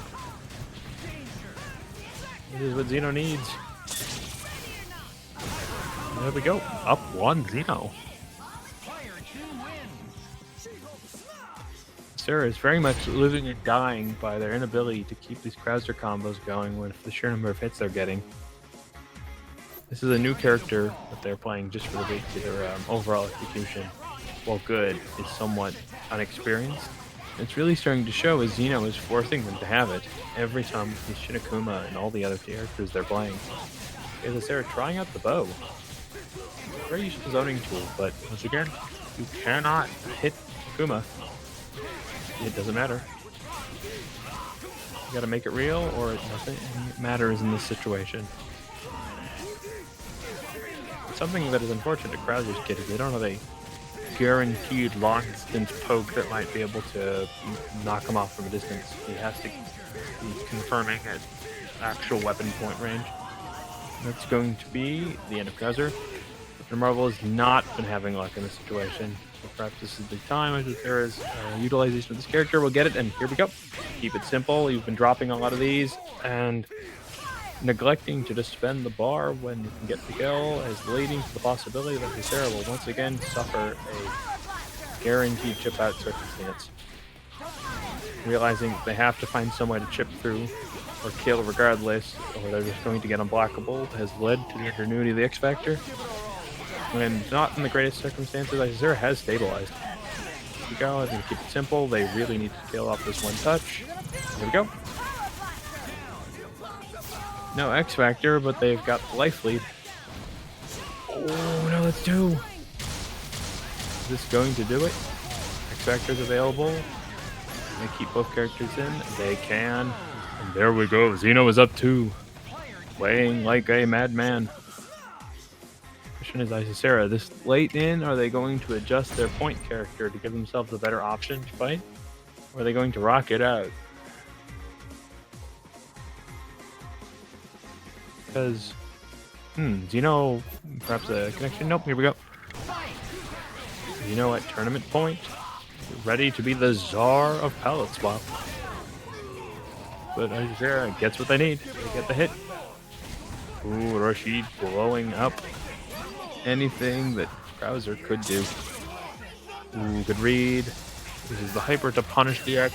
Ysera on, not taking the bait, and Xeno perhaps expecting a punish there, but that's an unfortunate drop. Doesn't get the punish there either. Ysera stable, but still playing somewhat shaky. Xeno is becoming more and more accustomed to where they can get away with things. There we go. They are attempting to solidify this keep away strategy that has worked against all other opponents tonight. It's coming back together despite the initial problems early on. We're starting to see a lead that Ysera might be able to move forward and recollect their momentum. Nice defensive options. And there we go. Rashid is down. It's all on Red She-Hulk. You need to take it too risky. Get the hit. Can you confirm into a kill? Cannot. Baits out the throw. X Factor has to be used. Here we go. Stalling out. Ysera is probably just looking to rely on either the X assist or blocking to just burn through as much X Factor as possible, realizing the risk factor would be to go in. But here we go. Defensive hit. Going to set up Pharaoh. Can they get it? Keep it simple. It's level 3, level 1. That's enough. Ysera stabilizing.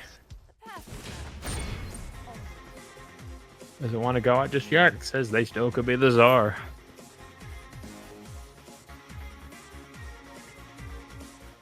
Get ready to brawl. Fight! Here we go. This is it. Gotta get these hits. Looks out. Nice reads on the copter. Cannot get the hit. Xeno taking advantage of these keep away based playstyle. Doesn't mind tanking. Here we go. Can Ysera get this throw and actually convert it into a kill? This will be the deciding factor. And no! It's again missing the adjustment. Akuma back to full. And Xeno really thinking the stars that this is the situation where throws do not matter. But here we go. Brings in X this time. Need to get the cast up to stock and thinks that one of their best characters is enough to deal with the problem on their own. But Rashid gets the hit. This might even be the best moment for Xeno to X Factor. Brings in Red She-Hulk. Is this going to be X Factor? Nope, lets Ysera go. Using the shockwave. Install. I'm going to try and throw for this. Yeah, but didn't quite know how it's going to work out. Ysera stays in a commanding position. Rashid back in. And here we go. He gets the confirm. This is exactly what Ysera needs. Xeno has no bar. Only 1 bar. And now they're going to use Krauser to try and control this ground space for Red She-Hulk. Yep, forces the X Factor immediately, uses the X to control the ground space. Can they keep this combo going? Cannot, but X Factor is running out. Arrows available. Uses the beam assist. And, ooh, we're seeing some excellent defensive zoning. Challenges and wins. Nice Ysera, it's tied up 2-2. I want to see chat tell me who they want to win here, because we got a real grand final match.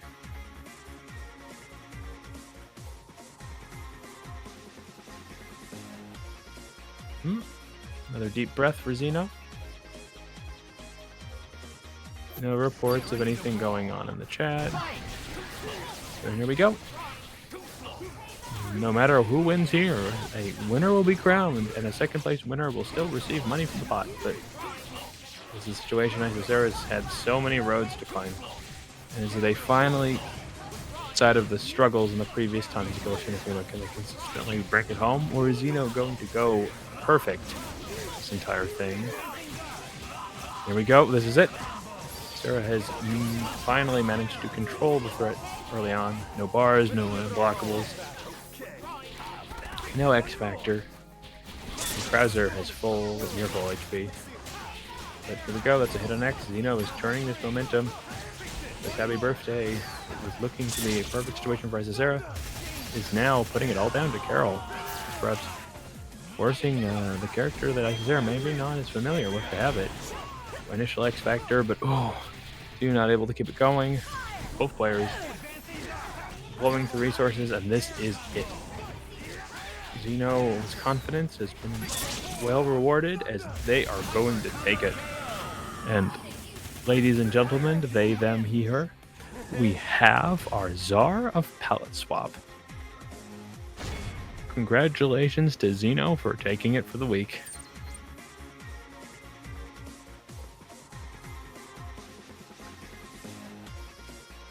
What a truly incredible match we had.